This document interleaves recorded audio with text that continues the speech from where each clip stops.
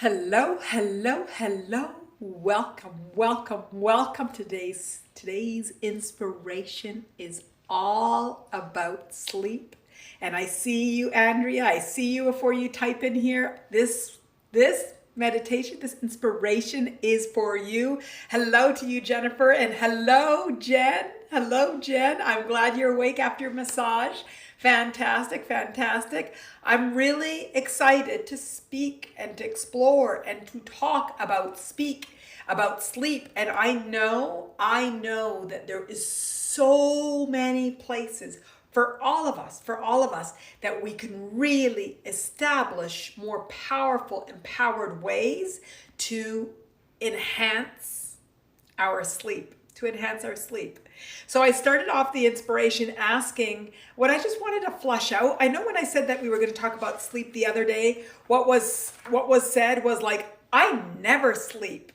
Or it was like, I have trouble sleeping. So the second I said we were going to talk about sleep, I never sleep well and I have trouble sleeping. Andrea, hello, beautiful. I'll only be here at times as I have to go to work. Thank you so much for bringing my life. Andrea, thank you. You make me blush. This is one for you though. This is one for you because I know that you're up at really crazy times and it seems like it's an established for you. It's almost expectation. So what I wanted to do when I first started is for us to flush out our sleep. Like, let's talk about sleep. Let's flush out our sleep. Are you sleeping?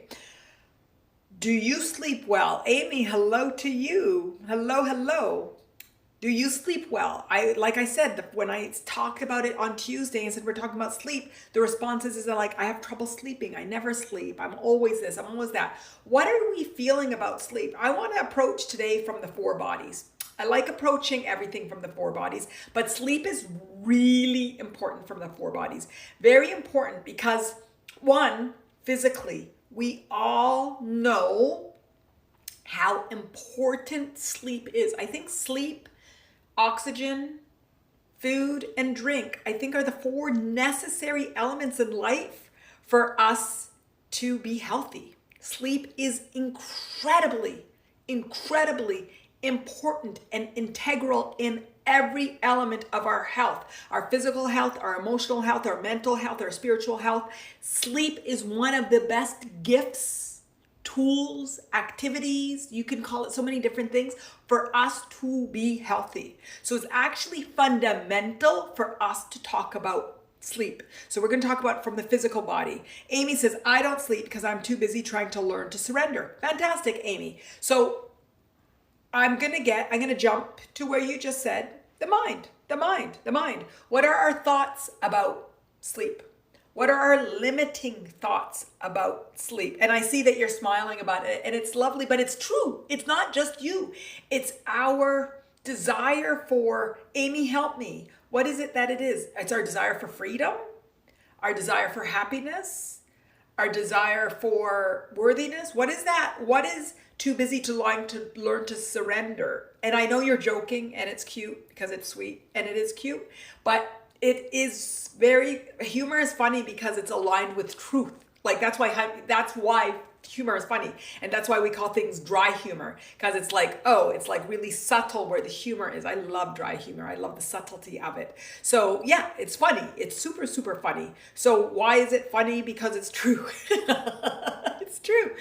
And when there's something bothering me, so Amy, you have something on your thoughts, trying to learn about surrender, something that you're trying to achieve, something that you have judgment on yourself, our sleep is going to be challenged. Our sleep. So the point is, how do we eliminate those challenges? So we're going to look at the physical body. We're going to look at the emotional body, the heart. Jennifer, when I try to sleep, sometimes my mind is too busy for me to sleep. Fantastic. The mind. So we're going to go through the four bodies and we jumped from the physical already to the mind. The mind is active. I'm usually thinking about things I need to get done. Sometimes I'm feeling nervous or excited about the next day. I also wake up a lot when I do sleep. Okay, fantastic. So Jennifer put in a whole bunch of things that we want to discuss. What's keeping us from our good sleep? What are the emotions? So there's emotional energy. Jennifer so well says nervousness, excitement, whatever it might be. Time. Jennifer, you've got the past and the future. Attachment to time. and the intermittent. So what's the health of our sleep? What's the health of our sleep? And what I want us to do is get down to it all and really allow us to have healthy sleep beliefs, thoughts, feelings, and then physically have pleasure, enhancement, and goodness from our sleep, and goodness for our sleep. Our sleep is one of our best tools. Lori and hello Manal and everyone, Portland, Oregon, USA. I love the West Coast. My dreams are so active, I really feel rested from sleep. Lorianne, fantastic. Your dreams are so active, and I just love dreams. And so what I would suggest, it's maybe not the dreams, but it's the impact of the dreams. And your dreams are likely feeling a lot in there that you aren't resolving during the daytime. So your nighttime is trying to resolve a lot of things. So let me talk to you. And I love looking at dreams and dream psychology. But when you say your dreams are so active, what are the feelings that you're getting from your dreams? So the dream, people can tell a dream, and I won't actually like analyze it till I say, well, how did you feel about that? Sometimes it's implicit in the way that you're telling the story. Like, I was going to the airport and I almost missed my flight, and then I finally made my flight and I realized I didn't have my bag. That's one of my dreams that I can have. But then in there you can hear the feelings. But sometimes someone will say stories like, oh, I was driving my car and then I went around a loop, and then after the loop, and you really don't get the energy. But it's like, what is the energy, Lori Ann? What's the energy behind your dreams? What are you thinking? What does the activity feel like? And what are the sensations that you're getting at? That is really key for you to start to understand what you are not acknowledging in your active awake state that your body feels it has to address in its sleeping state, which is then impacting your restful sleep. Your restful sleep. We are going to get so many insights today. Today's going to be so amazing. Amy, oh gosh, dreams. I love dreams. I have awful dreams sometimes. I have places that are entirely fictional, places I go to that sometimes I always wonder if they are from a different life. Beautiful, Amy. And then I'm going to ask the same thing that I said to Lorianne. What are the feeling? How do you feel with these dreams? Fictional, so it means feels out of control, something that's not familiar, places I go to that sometimes I wonder if they're from a different life, like who am I and what is life all about, and struggling with being aligned with this life that we're in. So awful dreams. What makes them awful? They aren't awful dreams though. They are fine. I do have some very creepy, the Amy goes on to say, I do have some very creepy dreams too though. They stick with me for days, weeks, months, and even years. Okay, fantastic. That's what we want to break down. Anything that we have and anything recurring means that we've never taken the time to look at it, to stop, to pause, and to really understand what it's telling us. So Amy, today we're going to do that. Today we're going to do that with you, with Lorianne, with everybody, with Jennifer, with Gary, who I see just popped on, and with Steve that's here as well, with everybody, with Andrea, with everybody. We're going to do it with everybody. We're going to start to understand, what is our body telling us? What are we telling ourselves about our body and our sleep? And how do we detangle from it? Okay, fantastic. Getting the hearts. That resonated. Lorianne. Yes, I've recorded and analyzed my dreams for 25 years. Oh my God, how fascinating. I would love to see them and see how they evolved. And since I've been a caregiver for my mom, they've gotten more active, interesting. A lot of loss in the dreams and a lot of seeking. Oh, Lorianne, fantastic. So loss and seeking. What's the feeling of the loss? What type of loss is it?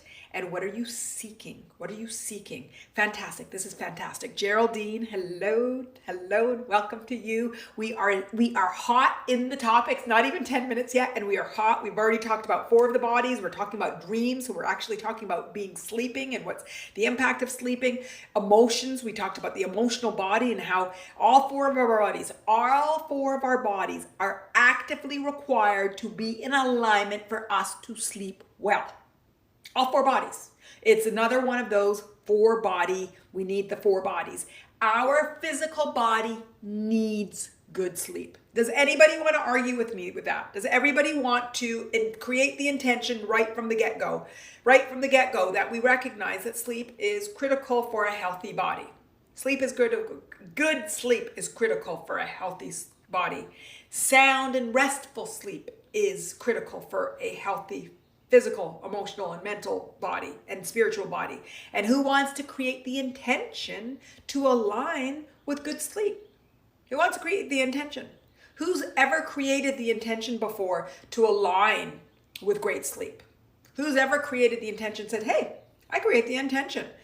Agree. Lorianne, I agree entirely. What you're saying resonates. Fantastic. That's what we want to do. We want to resonate until we're all singing together and finding our freedom. Finding our freedom. That's what I want for all of us.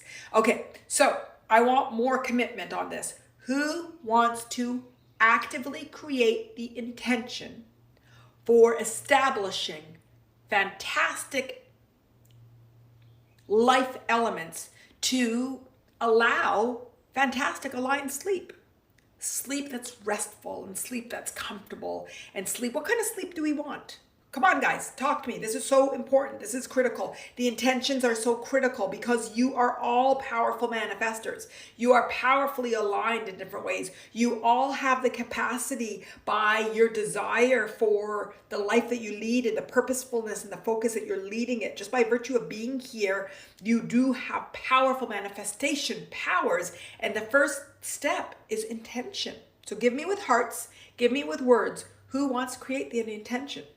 The intention for deep, restful, powerful, empowering, healthy, whole sleep. And any other, I got the hearts going. Fantastic. Tell me whatever words that you want. What do we want our sleep to feel like? That's fantastic. I want this one. I need you to engage because today, during this inspiration, we are all going to reset how we think about sleep. I guarantee you.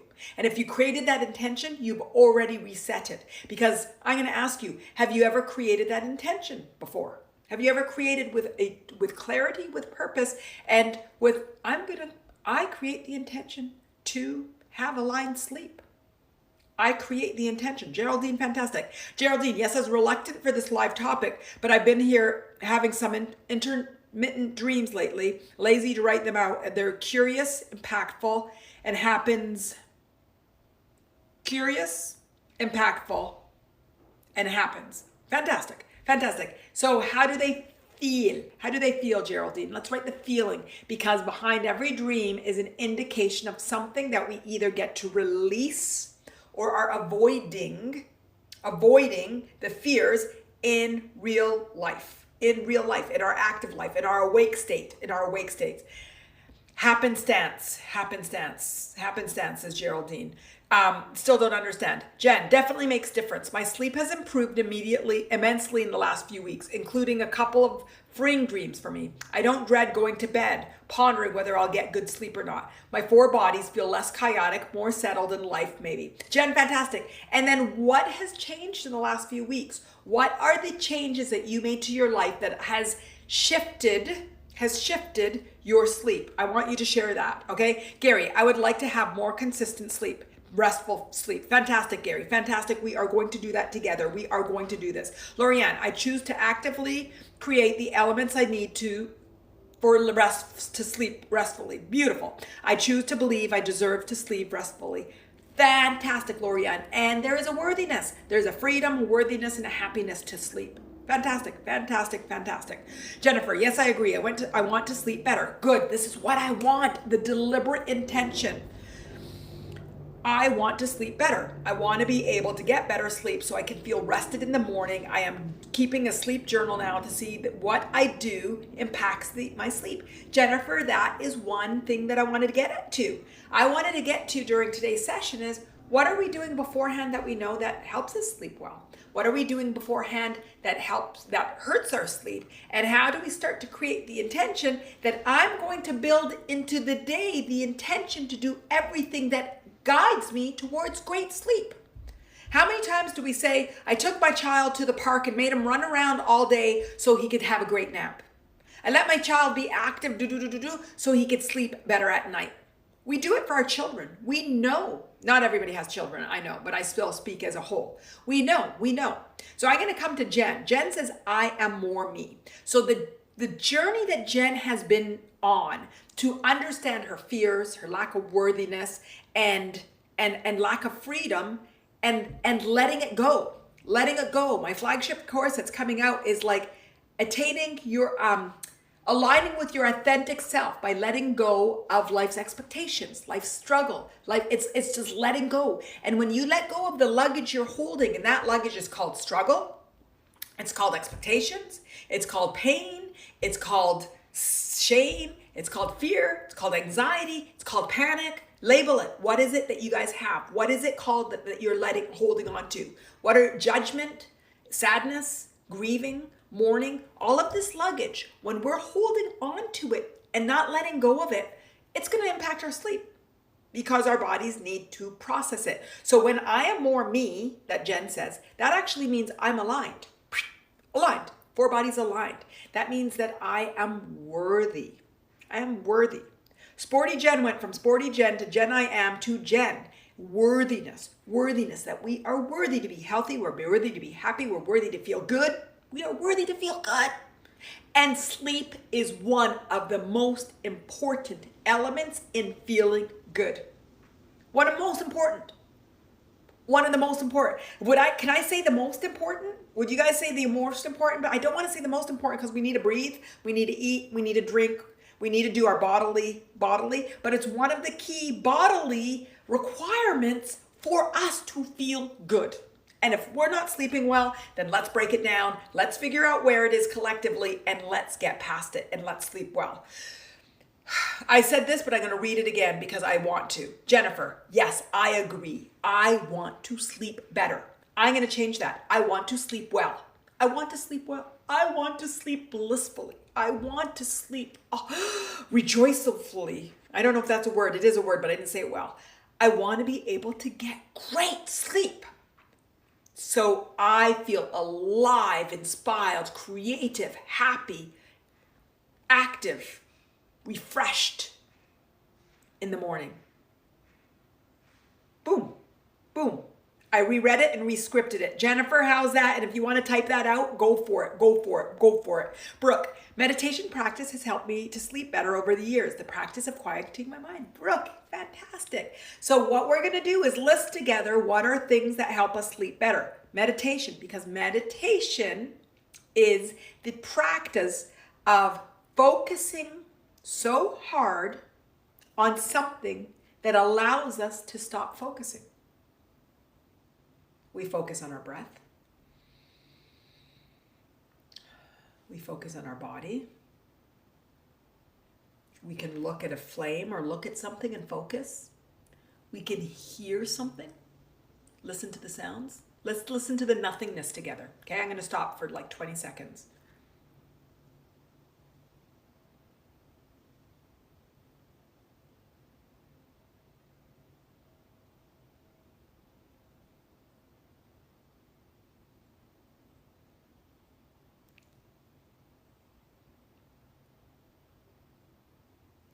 "20 seconds is a long time.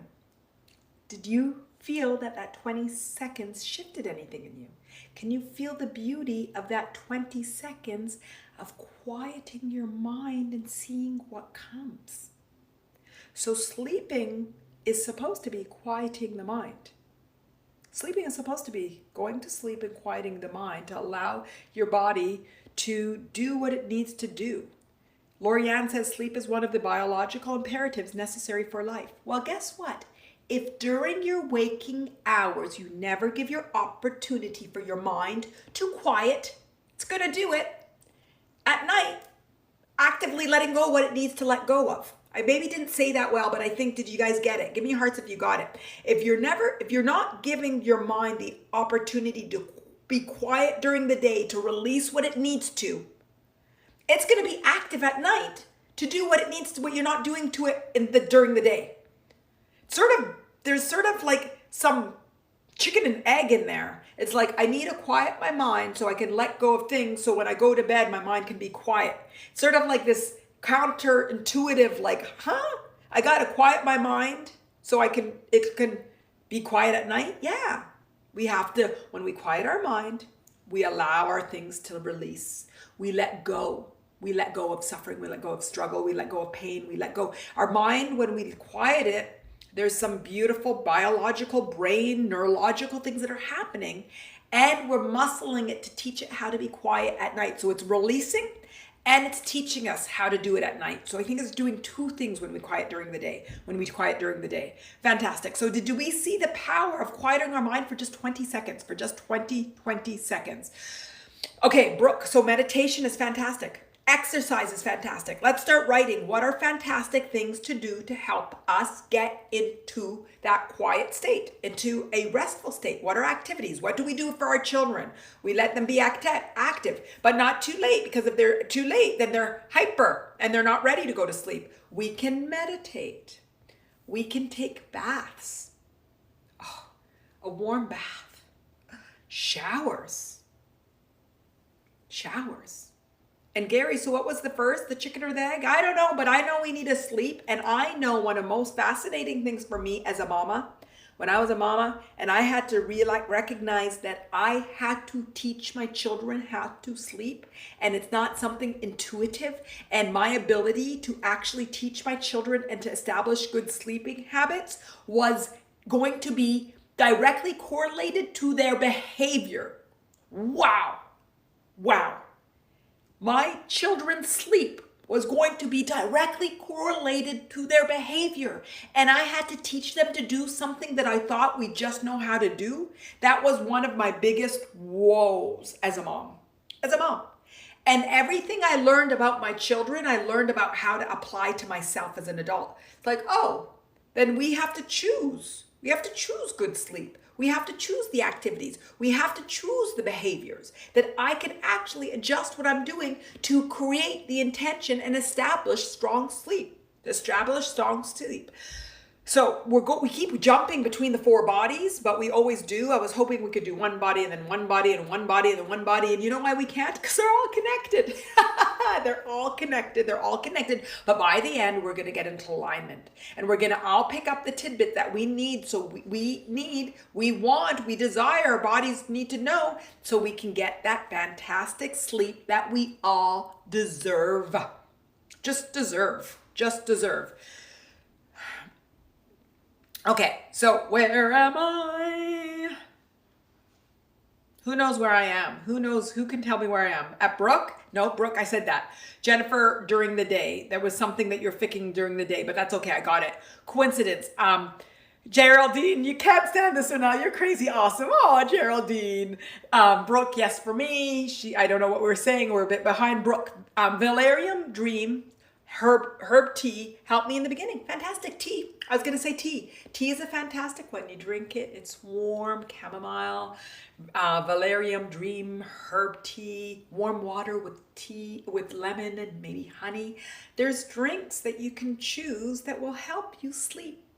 And there's drinks that you can choose that will not help you sleep. And only you know what drinks you choose that help you sleep and not. There's foods that you could drink. Coffee. What time do you cut out coffee? Tea. What time do you cut out tea? What time do you drink caffeinated or decaf? What time do you cut off caffeine? What are the things that are accelerants and excitements, and that's not the right word, but you guys all know what I'm talking about, that you recognize when I do it after X o'clock, it actually impacts my sleep. And you know what? I am worthy of good sleep and I desire good sleep. So I'm going to make the choices during the day that allow maximize and optimize a whole body experience. And sleep is integral to whole body's experience. Integral to whole body experience. Integral. Okay, so Lorianne went, it's from Natural Food Bulk Tea section. Fantastic, Brooke. I'll look it up. I will look it up. And I already said, Lorianne, sleep is one of the biological imperatives necessary for life. I'm going to keep saying it. Sleep is one of the biological imperatives necessary for life. One of the things I wanted to do is look at the beliefs that we have about sleep. But sleep is important. It's a biological imperative necessary for life. Does sleep feel good? Do you like your sleep? What are the beliefs that you have about you? Are you worthy to get good sleep? I've always never been able to sleep? I can only sleep if I have certain conditions. I can only sleep with my pillow. I can only sleep if the room is dark. I can only sleep from X to Y. I only have to wake up at this time. What are the things that you say that you don't realize it's actually that I'm a light sleeper? The second that something happens, I wake. What are the limiting beliefs and thoughts that you say about your sleep? Let's put them in and let's recognize them. I know that I love sleep. And I know I can sleep anywhere. And I know that I can sleep if the room is dark or light. And I know I prefer to sleep with my windows wide open or the light. So when the light comes in, it naturally wakes me up. But I know that some people like dark rooms, and I know this. But does it always only do? And I can only sleep in these conditions, and I can only do in these conditions. Those words only are very limiting. So let's look at all the limiting that we have so we can be unlimited and uninhibited and really calibrate to the best sleep we can. Good. Andrea, for me, serenity comes to mind. Love to go to sleep serenely. And when waking up during the night, feel confident and say, go back to sleep. Fantastic. How do we recognize that how do we make the most of waking up in the middle of the night? How do we see that waking up in the middle of the night can be a gift? A gift.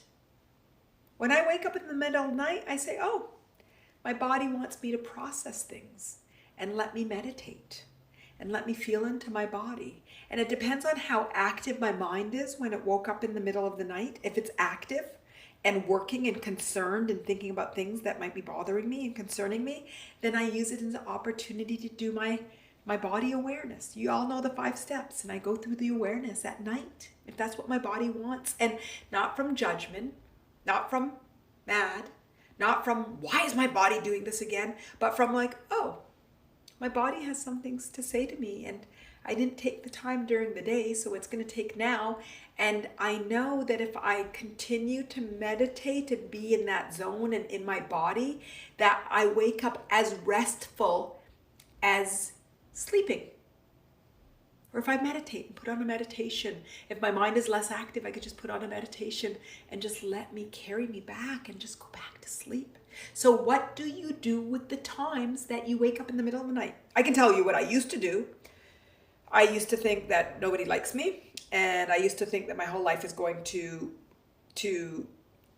fall apart, and I used to think that I had so much to do, and I used to think about what I have to do tomorrow, and I used to think about whether I was good enough with what I did yesterday to prepare me for tomorrow, and I used to think of, oh, did I pack this, and did I do this, and and I used to let that concern and those worries and those run away. Who does that? Who does that? Who allows their waking up in the morning, in the middle of the night, affect and impact their day? Who does that? Their sleep. Who allows that monkey mind to go? Who does that? Who does that? Who does that? Me, Gary, fantastic. Sporty Jen used to do that a lot. Fantastic. Aluk, I don't know if I say it right. Aluk, do heartfulness meditation. It brings down sleep, so sleep again. Yes, a heartfulness meditation, which to me, that really means just connecting and feeling the heart. So it's an intention for meditation and feeling into the heart and allowing energy and light to enter into your heart and just feeling into your body and doing it. Andrea, me, fantastic. Jennifer, when waking up during the night, I usually listen to calming music or read a book. If that doesn't work, fantastic.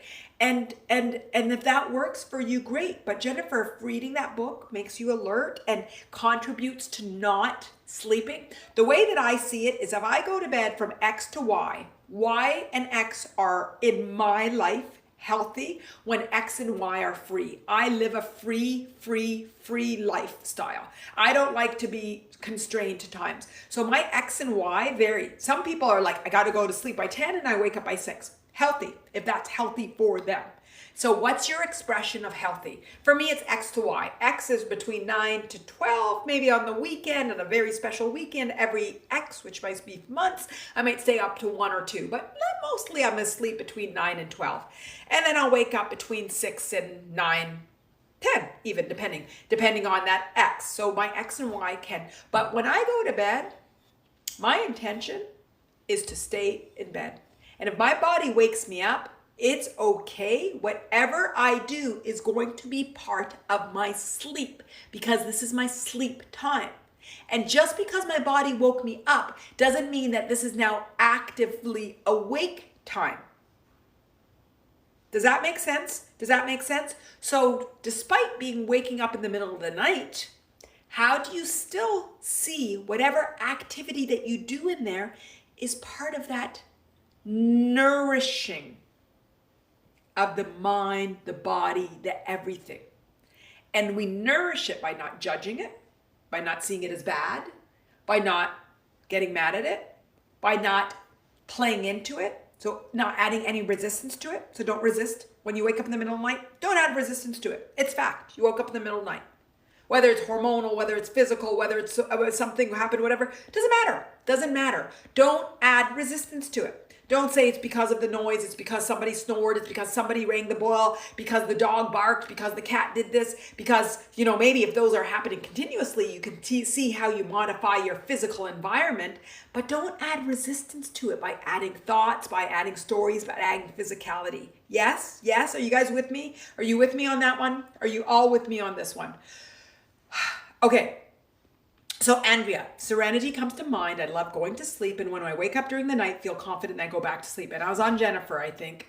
The thing that sometimes helped me the most to sleep is lavender essential oil in a diffuser. Beautiful. Journaling. Making a to-do list for the next day. Stretching, relaxing, music, meditation. So basically what Jennifer is saying, here are tools for me allowed to go, you guys know my favorite, pretending to vomit. We need to let out our emotional energy, what's on our mind, what's the resistance that we've been carrying. And everything that Jennifer said are all elements to allow us to go before we go to bed. How do I release the energy? How do I release that I just got into a fight with my ex? Ex is not my ex, but my ex, which is my child, my this, my that, whatever it might be. How do I release the stress of the day? How do I release that I felt overwhelmed? How do I release that I was how do I release? I release it by journaling, by tea, by meditation, by getting aligned, by getting excited that I get to go to sleep soon, by dimming the lights, by playing some quiet music, by releasing my thoughts. Valerie, I would always journal before bed, and meditation helps a lot. By starting to allow my physical, emotional, and mental and egoic body to align. By honoring the four bodies and just getting them into alignment, because sleep is the alignment of the four bodies. And releasing the luggage that I am carrying, that I'm carrying.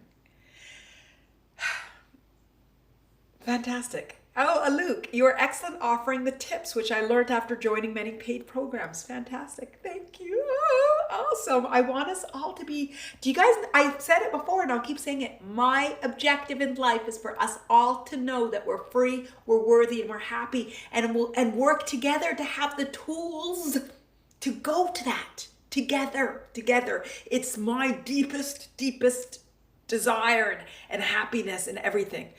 Okay, fantastic. I see the hearts. Okay, so where we are. So Gary, so what came first? The chicken or the egg? Chicken, egg, it doesn't matter. You use the word paradox. Life is a paradox. It's all coming. It doesn't really matter if it's chicken or the egg. It doesn't matter if my sleep is bad because my body's bad or my body. It just starts with awareness and what are the shifts that we have in our capacity to start making them now. What are the shifts? What are the shifts? What are the shifts? Lynn, hello everyone. Didn't realize you're live today, Manal. Yes, we're talking about sleep. What are the shifts? The number one shift that I want everybody to do, that I know we all do it, is what are you judging about your sleep? I never sleep. I sleep really bad. I wake up all the time. Wake up in the middle. When I went on a girls' trip with my girlfriends, she kept saying limiting beliefs about their sleep, but I wasn't a coach then. I was a girlfriend, so I can't always go into coaching mode. So I just sort of had to I sleep well. Oh, how about trying this? Oh, how do we do this? And it's like, stop limiting your beliefs about your sleep, because you're going to keep on sleeping like that. Keep on sleeping like that. So if there's any takeaway that we all can take, is look at your pattern expression about your sleep. Look at the pattern expression. Look at that pattern. Perfect, Brooke. The more I thought that I need to sleep or I can't sleep, the less I sleep. Okay, let me just tell you everything. You don't need to sleep. I'm going to say it again, and you guys are all going to say, like, what did Manal say? You don't need to sleep. Sleep is a gift. Sleep is one of our greatest gifts. And it's given by us being in alignment and us honoring it and loving it and caring for it and respecting it and aligning with it. It's a gift. And when you take care of that gift will take care of you. So if you're going to keep thinking of it as a want and a need and from a place of lack, because need is lack, want is lack. Do you guys see the subtlety in that shift? Because it's really subtle. And then later on, somebody's going to say to me, you said you don't need sleep. We need sleep. It's biologically important. It's not what I'm saying. It's about the limiting thoughts and the limiting beliefs. And when we come from it, from I need, I want, that feeds into the scarcity in the need. Beautiful, beautiful, beautiful. Do you guys like this? Geraldine, thank you. Brooke, empty mind, empty mind. And the empty mind can't come from sleep. The empty mind comes from the way we treat our body, our emotions, our mind, and our beliefs throughout the day. It's about us honoring ourselves. It's so spiritual. Everything is so spiritual, and it comes back to the same thing. Do you respect yourself? Do you love yourself? Do you care for yourself? It's all the same thing. It's all the same thing. Okay, wonderful. So I'm going to come back to the chicken and the egg. Gary, Andrea, taking some Indian herbal pills. That seemed to work well. Fantastic, fantastic. Brooke, chicken, I think, to make the egg, like Adam and Eve. Fantastic. Chicken, the egg, doesn't really matter. Doesn't really matter. We can come back and say the same thing. Just order one each from Amazon and see. So buy a chicken, buy an egg and see what it is. Or buy the tea, the herbal tea. Just do whatever you need to do that makes you feel good. Brooke, if I'm hangry, I repeat, I love, I love, I love, I love, I love. Gary in Attaining Your Authentic Life yesterday was saying, how do I process a trauma? And sometimes it's so hard for us to process our emotions or our feelings. So I said to him, well, there's something really strong that's stuck in my mind and I can't get it out by like understanding it and going to the 5 steps and whatever. It's just still stuck. That's what I do. I just imagine giving love to it. And love to myself. If I can't give love to it because I need the love, just imagine myself flying above myself and just loving myself and giving myself that love and that compassion. That love is powerful. That love is powerful. So if you're so overwhelmed with panic, with anxiety, with strength, anger, with whatever it might be, don't forget the power of just giving yourself love and looking at, am I resisting it? Am I judging myself? Am I shaming myself? All of that stuff. And then just giving yourself love, love, love. Lynn, limiting beliefs, so much lighter since I found out I don't have a pixel. Oh my God, Lynn, I'm so happy. I'm so happy because you know what the truth is, everybody? We just need to hear one thing to shift our lives. I don't know what the one thing is. I can't look at Lynn and say to her, this is the one thing you need to hear. And Lynn can't tell me, this is the one thing I need to hear. But when we go through the 5 steps, awareness, acknowledgement, appreciation, letting go, and surrender, that allows us to become aware to figure out what is it that I need to hear to learn. That's why the 5 steps are powerful. So Lynn, how many times did you come onto live streams with me for us to recognize and for you to verbalize it this way? It took you a while to trust. It took you a while to surrender. It took you a while to not be defensive and say, she doesn't get me, right? Right? Many. You had to build the trust. You had to build the connection. You had to build the safety to just, you guys, whatever it's doing, I'm going to cry. Whatever you're all feeling, I'm feeling that intensity. You have to build it. We have to build it with a community that we all that see Lynn and her beauty. And when she just discloses to us that she's feeling that way, that we still hold her from strength and we don't pity her because she lost Ted. We know that she's on her journey and we send love. We send love. Sometimes my coaching clients, yesterday even, he kept saying to me, he would tell me how to share and said, but I'm not bad, I'm not evil. I'm like, I know you're not. I know you're telling me your deepest fears. I'm not judging you. I'm wanting you to tell me those deepest fears that keep you up at night, because when you say them, then we can discover how to free yourself from them. I just want you all to be free, and we have to open up those demons, those that we call them here trauma, we call them triggers, we call them panic, we call them our partners, we call them relationships, we call them so many things, and we have to be vulnerable enough to open them up and expose them for us to say, oh, this is what we need to hear to find the peace that we're looking for.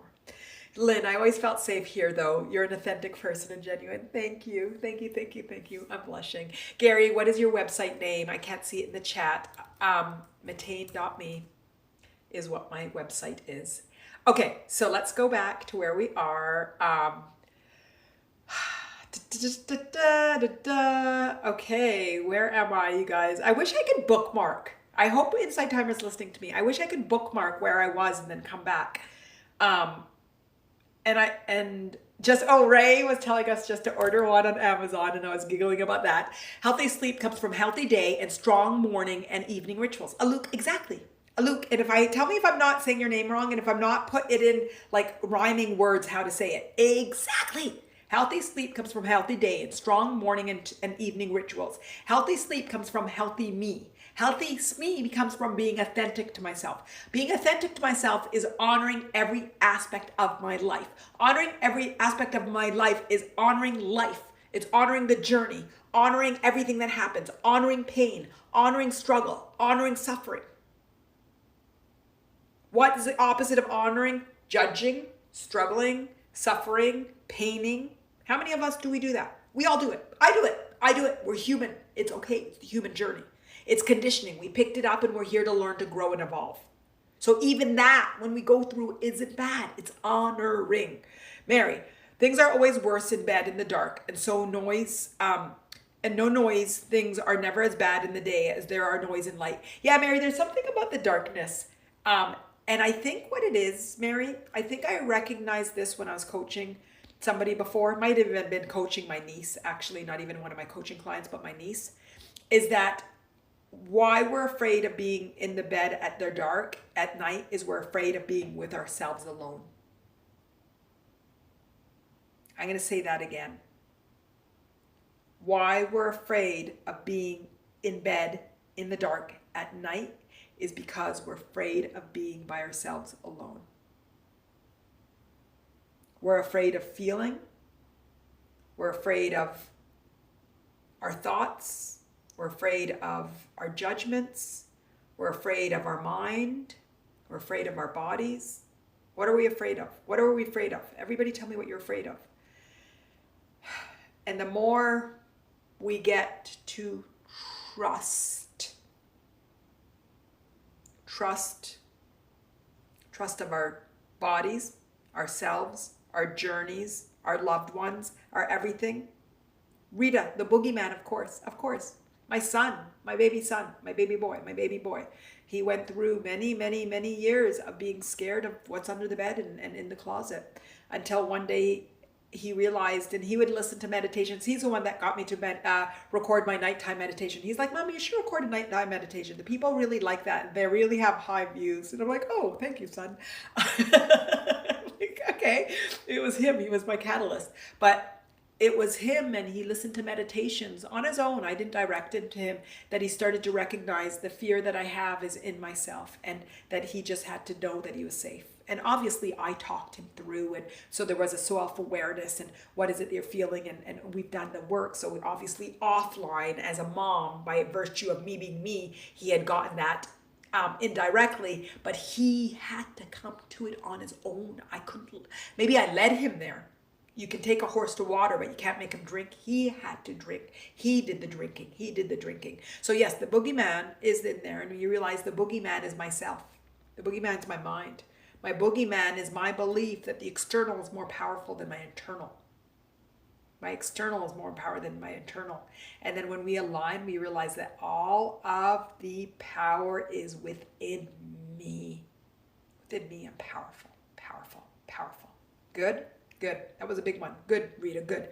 Lynn, I love Amy's comment. I'm going to go. She can't sleep because she's too busy trying to surrender. That's fantastic spiritual humor. Yeah, I love it. I love it. But I took it seriously and played around with it, but it was funny. I didn't give it the humor it deserved. So Lynn, I'm glad you're doing it because I'm like, that's funny. And I see that and I went straight with it into seriousness because it was still in the beginning where I wasn't still in but yes, it was really funny.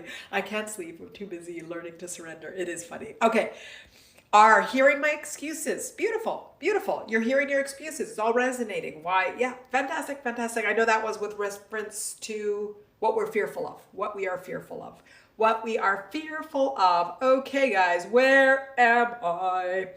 Where am I? Where am I? Amy, I was joking, was meant to make you smile and be an appreciation. Thanks for how you're helping me. Thank you. It was funny, but I didn't laugh at it right away, but it was really funny. And then, anyway, it was damn funny. Okay, it's funny. Okay, let me see where we are. Luke, we talked about this. Andrea, and is this section recorded? Yes, it is, Andrea. Probably Saturday or Sunday, I'll put it up. Gary, I wish I could find a surefire way to calm myself when I'm really emotionally stirred up because then I would absolutely sleep well. Gary, can you rewrite that? Can you rewrite that? I'm going to read it again and I want you to rewrite it. And everybody rewrite it with him if this is how you feel too. Or even if you don't and you can rewrite it. I wish I could find a surefire way to calm myself when I'm really emotionally stirred up because then I would absolutely sleep well. I would like that rewritten. Everybody do it, rewrite it. I'm going to go through the comments and then I know that the rows will be learned at the bottom soon. I learned to do the work in bed while I can't sleep. The best time for it. The RAIN acronym. I don't remember that acronym. Somebody taught me once before, Brooke. But yes, do the work in bed. If you can't sleep, you do the work in bed. Your body's telling you haven't done the work, so do the work in bed. Do the work in bed. If you're not sleeping and your body is do the work in bed. That's exactly it. And rain, tell me again what rain is. I don't know. Amy, I feel very vulnerable when I wake up in the small hours. My mind wanders and then I lie awake worrying about various things. Fantastic. Good, Amy. Now, today I'm telling you it's okay. Today I'm telling you that your mind, when it wakes up in the small hours and all that, that it's because you're not doing what you need to do during the day. And I want us all now, when our bodies are waking us up in the middle of the night, we say, thank you, body. Thank you. You're telling me to take care of myself. Is it my mind? Is it shame? Is it judgment? Is it overworking? What is it that you'd like me to find more alignment in my life? Thank you, body. And go into your body and use it as an opportunity to go in deep. Don't be active. Don't make it a wake time. Don't turn on the lights. Stay within yourself and find the alignment. Allow the alignment. Invite it as an opportunity for alignment, for beauty. Can we do that? Does that seem like what I'm saying is so far-fetched? Or does that seem like, oh, wow, yes, I'm going to use this time to do my meditation, to feel my body, to do the things that I could do during the day, but I haven't had. Am I saying something that's offline or okay? Mary, why do we sometimes think about the death in bed? Because we're fearful of being with ourselves. And at night we're sleeping and sleeping is so close to death. We go off into somewhere we don't know and then we come back and then we judge it. Sleep is our waking version of death. So if we're not aligned with our fear of death, sleep is going to feel uncomfortable. If we're not comfortable with feeling out of control and recognizing that we need to trust and not control, sleep is going to feel like death. It's going to be uncomfortable. It's going to feel unknown. We're going to resist it. We're going to battle it. Does that not sound right? Does not sound right? We're scared of our fears. We're scared of confronting our fears. We're scared with admitting our fears. Yeah, when we go to bed at night, it's all dark and the lights are off. We're going to think about our losses and our struggles and the things that there's nothing to distract us. There's zero distractions, or there should be zero distractions because that's helping establish good sleep. My phone is by my bed when I go to bed. I would love to be able to have my phone out of my bedroom and have an alarm. I have children that don't live at home, so my phone is beside my bed.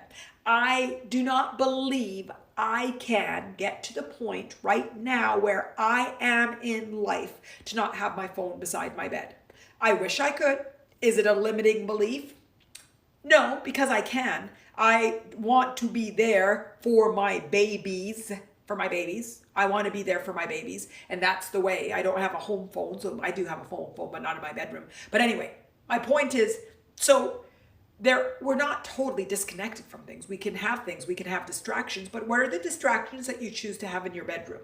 What is the ambiance of your bedroom? What's the ambiance? So I'm sort of speaking to Mari, that why do we sometimes think of death in bed, and because we have no distractions, whatever, but some of us do have distractions, and you can ask, what are the distractions you have, and are they keeping you from good sleep? That's my point of that. So do you have crystals by your bed because you like crystals? Do you have books that feel relieving, or do you have books on how to sleep better beside your bed? What is it that you have beside your bed? Do you get thirsty? Do you have a cup of water? I know my dad always has to have his cup of water. His night ritual is filling up a cup of water. And lately I've actually had a bottle of water beside me at bed because I wake up and want water and makes me more comfortable. What is it that you have? What are the distractions you have, and what keeps you in bed? Brooke, bedroom is for sleep. I have a book to read before sleep. Fantastic. Fantastic, fantastic. Jennifer, I put my phone across the room so I can't go on it. Beautiful. Have a small light that helps me because I get nerve if it's totally dark. Fantastic, fantastic. And I'm going to tell you all, there's no right, there's no wrong. It's what's right for you. What's right for you. So if anybody goes and says to you, you shouldn't do this and you should do that, what's right for you? What are the minimal distractions that you have that allows your room be a place of rest, somewhere that you can go and it can embrace you, and it's relaxing, and it sets you up for one of the most important, beautiful parts of our day, which is just absolute beautiful sleep. Let me ask everybody, this is good, this is good. Do you like sleep? Do you like sleep? Luke, I have two phones, multimedia and an old pad phone. I use keypad phones when I want more focus in at night. Beautiful, beautiful, beautiful, beautiful. I could do that actually. I could actually get another phone that's just my kids know, and it's the nighttime phone. That's not a bad idea, Luke. I'm going to consider that. My brain knows because I wake up and then I start playing and looking at things. So that's one of the bad habits that I'm aware of that I do, and I allow myself to do it because I have a lot of good habits and my sleep is good. But I'm aware that if I removed my phone from beside my bed, particularly when I wake up in the middle of the night and when I wake up in the morning, it is not contributing to my wellness, but it's something that I allow myself to do because I do so many things that are good for me and the impact is minimal. Did that make sense, guys? Everything is a weighing. It's a weighing. So, but I would like to have it out of my room, truth be told, but I would still like my kids to be able to contact me. So maybe I can have two. Maybe I'll get a second one. Luke, thank you for that one. Thank you for that one. My brain knows. And I actually do have another phone, and maybe I could set it up with WhatsApp and say, this is the way that you can catch me at night. So there might be a solution. So maybe that was just an excuse because I wasn't ready from letting go of my device, which is actually one of the most important things to me in my own control life because it has everything in my world in it. So see how you even look that I created an excuse why my phone has to be beside my bed when it actually really doesn't. And it is a distraction for me. It is the distraction, and I have to cut the umbilical cord. So how many things are we holding, and what umbilical cord can you cut? What can you cut to establish better sleep? What can you cut? Jennifer, yes, I like that. I usually want to sleep, but sometimes I want to stay up if there's things I can get done during the day, or I want to stay up to get some time to myself, which is fantastic. If you're staying up and you're you guys, what we're doing is we're weighing what our needs and desires, and when I say need, it's not like I need from a scarcity, but our needs and desires. And sometimes we just want that quiet time. And sometimes we will make a choice to stay up so we can get the alignment and quiet and peace. And then maybe it might sacrifice an hour, but if it ends up creating a more aligned and whole person, then that's okay. So Jennifer, just Keep measuring and then ask yourself when the sleep is more important and when the solitude is. And just make sure that you keep going and filling up from whole, from whole. And keep measuring and saying, how do I get to whole? So that's fantastic. Fantastic. Mary, thank you for saying no right or wrong, because I think I'll have a light now, as I thought I had to be dark to sleep better, but the dark causes me to be insecure. Mari, no, turn on the light. Turn on the light. Not turn on the light, because there is something biological that says that the more dark the room is, the better your sleep is. So there is some truth to that scientifically. But if you're not sleeping restful because it's too dark, then scientifically, who cares that you're not sleeping well? So find out what the minimum amount of light is that gives you comfort, that allows you to sleep more securely and deeply. So things that are right or wrong are all subjective. What we are doing in this humaning is finding out what is the right answer for me. So yeah, find yourself a nightlight, or find yourself something that could be a minimal, that the room is still calm and still darker, but it gives you that security that you're looking for. Fantastic, Mari. Good. Lynn, Piper's sleeping in her bed beside me, and some hemi-sync music is my thing. Fantastic. And I love everybody sharing their things so we can get to it. Jennifer, I read you. Brooke, bedroom is for sleep. Yeah, I got rid of the bed. Sorry, the TV, not the bed. It's pretty bad if I got rid of the bed in the bedroom. Got rid of a TV probably, how many years ago? 15 years ago? 15? I hate to say that sometimes I play with maybe I want, but no, it's actually better not to have. But I got rid of the bed, and my bedroom is just really just a sanctuary for me. And it's really quite zen, and it's quite just even. And so if you can go into your bedrooms and say, what can I do? What's the space feel like? Like when I just walk into my bedroom, what does it feel like? What does it feel like? Where's my clothing? Is it just thrown around? And then I judge myself and it's not feeling comfortable because it's what I do, but I really don't like to do it. Did you create that comfort? Look at your space. Look at the physical space and recognize the power that the physical space. Mari says, I want some light. How powerful it is to just have it to what your greatest desires are.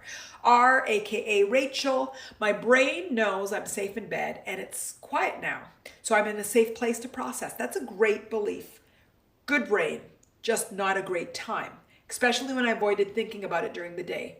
Okay, so how can we have the processing be a great time? I actually enjoy now. It took me a while. And this one's for you too, Gary. When can we think that processing through our feelings is positive? What do we need to collectively shift to recognizing that is actually a gift? That we have the capacity, the intelligence, the understanding, the awareness, the tools for us to process negative energy from a lens of positive. It's almost like you go to the doctor because you have an ailment and they're going to give you a treatment. Well, our body's telling us they're not happy is an ailment, and we looking into it is the treatment. So how can we shift that lens to see it's positive? That's a question for you all. Help me on that one. Mari, is it true that blue light from watching a tablet will stop you from sleeping? Mari, that's what I read as well now. I think just the tablets and having any type of technology and is not the best to lead to healthy sleep. Am I on my phone up till before I go to bed? Yes. When I get in bed, do I meditate and give myself time before expecting to sleep? Yes. So maybe the answer is no, because I do have my nighttime rituals to get me to sleep. But I would say in general, Bean just almost closed us down before we were ready. Oh my goodness gracious. Oh my God, he's in front of the other camera. You are all going to get a laugh when you watch the recording. He just stuck his head in front of the other recording. Oh my God, Bean, you're just out of control. Get down. Boom, he's gone. Oh my God, he's so funny. Okay, Brooke, December 20th, we had an earthquake that woke us up at 2:30 a.m. I was terrified to go back to sleep for 2 nights. Okay, and you know why? I went to family for Christmas. I just wanted to get out of here. We kept having aftershocks. I came back home. Brooke, where do you live again? We had another 5.4. I was terrified again. Did lots of chanting in bed, knowing I'm safe in bed as I was that quake, although terrified. Yeah, fantastic. In California, fantastic. I can sleep fine. We had a 3.5 at 2 a.m. again. I went straight to sleep. Fantastic. And it's not about intellectualizing it. So the chanting is a combination of intellectualizing it and spiritualizing it and emotionalizing. It's actually 4 bodies chanting, because you're supposed to move and you're physically doing it, and you're getting in non-limiting beliefs, and you're chanting something, and your emotions shift for it, and it goes. So it's actually a 4 body activity, chanting. So you didn't intellectualize it, you actually 4-bodied it, which is fantastic. So look at your recognition that you're fearful of going to die. You're going to die. And then you recognize, you know what? I'm human. Yes, I'm going to die. And if I die in the earthquake today, or I die in an earthquake in 10 years or 20 years or 30 years, or if I never die in an earthquake, but I die naturally from something else, boom. So fantastic, Brooke. I think you just demonstrated a fine way of looking at how we can easily get trapped into a struggle or suffer a story and allow it to impact our sleep. But you recognize the value of sleep, the gift of sleep, and worked, played, chanted, trapped in the mind. Fantastic, trapped in the mind. And this was an example about a earthquake in the middle of the night. This is the example of every life struggle and story. Can be directed and projected to anything. How do we recognize the fear, the struggle, the anxiety, the blah, blah, blah, blah, blah, blah, blah, and do what we need to do. Do what we need to do. Do what we need to do to let go. Okay, fantastic, fantastic, fantastic. I am safe. I am safe. I am safe. Fantastic. I just had Gary. Blue light is bad for circadian rhythms. Fantastic. Yeah. So, and people say things are bad and things aren't bad or whatever. What I want us to do is, how did that impact my sleep? So you determine if it's bad for you. When I was on with the blue light an hour before my sleep, did it take me longer to wind down, but my sleep was fine? Oh, it didn't impact me. Okay, half an hour. Oh, it took me longer to sleep, but my sleep was fine. Right before, it took me a long time to sleep and my sleep wasn't fine. Start to measure it on yourself. Be your investigator, be your researcher, be your scientist, and look at, does blue light bother me? Does blue light bother me? I know what bothers me before I go to sleep, and I know what bothers me, and I've started to we try it. Try it. Try it and see, try it and see, try it and see, until you ultimately know, So does blue light? I don't know, maybe. Does it maybe X% of the people based on scientific research? Yes. How does it impact me, and how much should I start to moderate, increase, or decrease it based on its direct impact on me and my sleep? Okay, so people are going to say this is good and this is bad, but what we want to say is what's good for me and what's bad for me. We can go on the internet and find a story of everything that is good and everything that's bad. What we're trying to do is determine what is good for my authentic self, what aligns with my expression of who I am, and take out all those voices that say it's good and bad, take out all these people that are judging everything, and just come back to mine, from cause and effect, from practice, from experience, from trying it out, from when I use this blue light, it actually doesn't, they say that blue light does, but actually doesn't bother me. So I can do my work up to, and then I do a 20-minute meditation and go to sleep, and I'm just fine. So do your research. Okay, fantastic. At Brooke, have faith in divine power. Like when I sleep, I assume I'm sleeping in the lap of God. Oh, beautiful. So I'm safe, loved, and protected like a newborn in his mother's lap. Love it. Love it. Love it. Love it. A Luke. Okay, Gary, no earthquake here. Unfortunately, very little sunshine either. That's why we go on vacations. Brooke, it does help others. It helped me, and it's beautiful. Okay. Bedroom is for sleep. I have 2 phones. Brain knows I'm safe in bed. Amy, I've woken up in the night with some horrible experiences being in hospital. I am wondering if some of that is coming back to me now as I try to work through things. Amy, absolutely. You know how I know? Because you just brought it up. So yes, Yes, you have some experiences in the hospital, and you know this is true, and just sit with it and explore it and find it and honor it and ask it what it wants you to grow from and how you can expand from it and what you could see from it, and just keep doing it until it doesn't, until you could say, oh, I had an interest, just like the Brooks earthquake story. Then it just becomes Amy, just like Brooks. It's like, oh, I had a bad experience in hospital. It impacted my sleep for a bit, but I worked through it and I became aware of it and I saw it and I honored it and I journeyed through it. And it actually taught me to be to align with my sleep and to find out what's good for me for my sleep. Okay, Amy, is that good? Sam, I lean in because it's not Sam, but I want to make sure it's not my eyes, that it truly is San. However, blue light damages our eyes, so that's not the best example to use, Manal, in terms of doing your own research. San, I agree with you. So yes. And when I say things, sometimes it's physical and sometimes it's just like notional. But the whole point is you really recognize what is good and what isn't good for you. We know ourselves more than anybody else know. So you can know that, ooh, that doesn't feel good. We all know. But San, I do appreciate that. I do appreciate that. Okay, it's PST for sure, PTSD. Fantastic, fantastic. Okay, I know I missed a lot of comments, so I just found Amy's after whatever. You guys let me know if I missed anything and put it in the window if you would like me to go through it. So this is one of the times that I've come down, I've come up, and there might be a mesh in there that I can't find. So if I missed anything, please tell me and put it in the window again if you'd like us to talk about it. I can't even scroll past a certain point, okay? Okay, fantastic.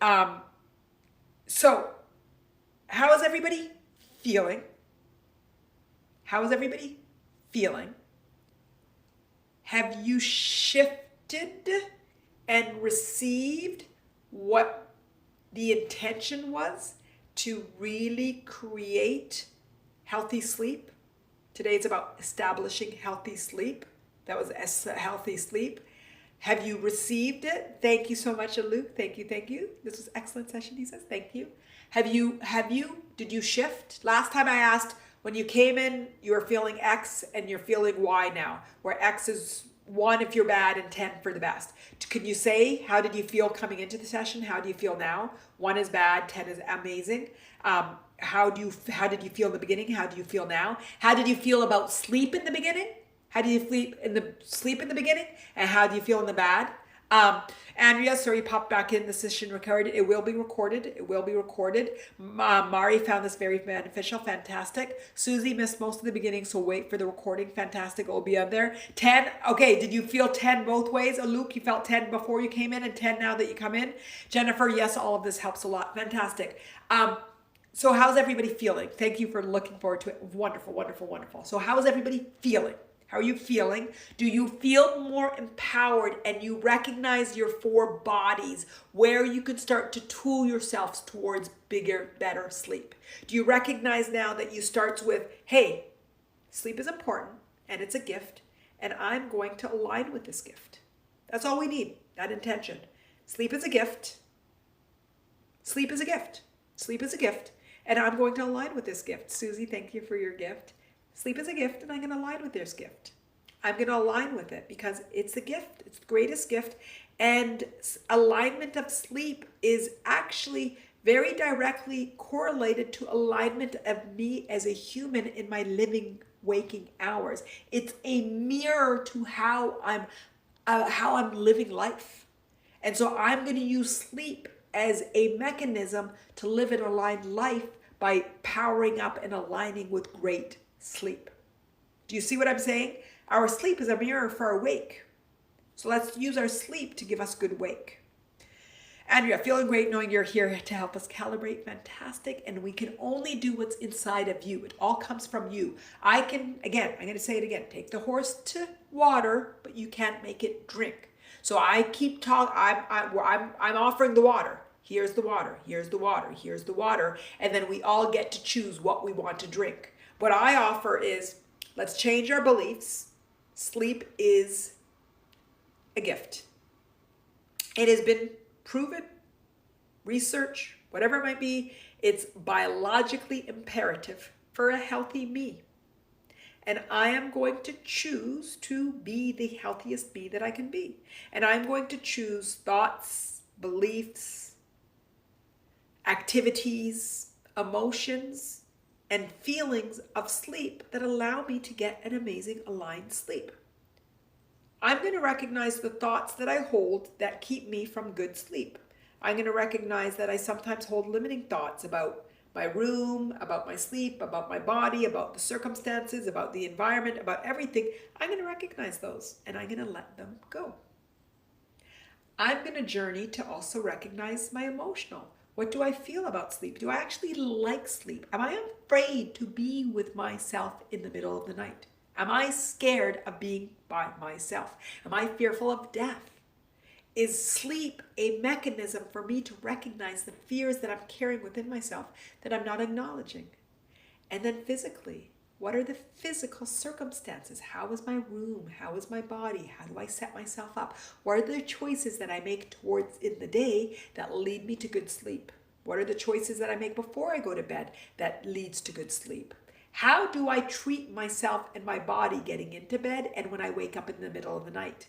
Can I allow any disruption of sleep to be a continuum of sleep, even if I'm not sleeping, but the activity I'm doing is serving me as strong as sleeping?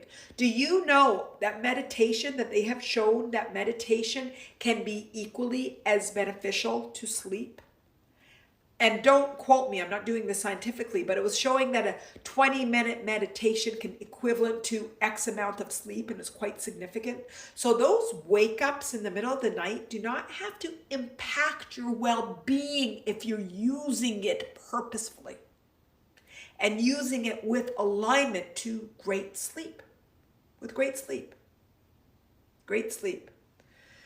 Susie, I need to have my phones next to me so I can do meditations, talks, and Insight Timer. Okay, Susie, I just talked about me saying that I needed to have my phone too.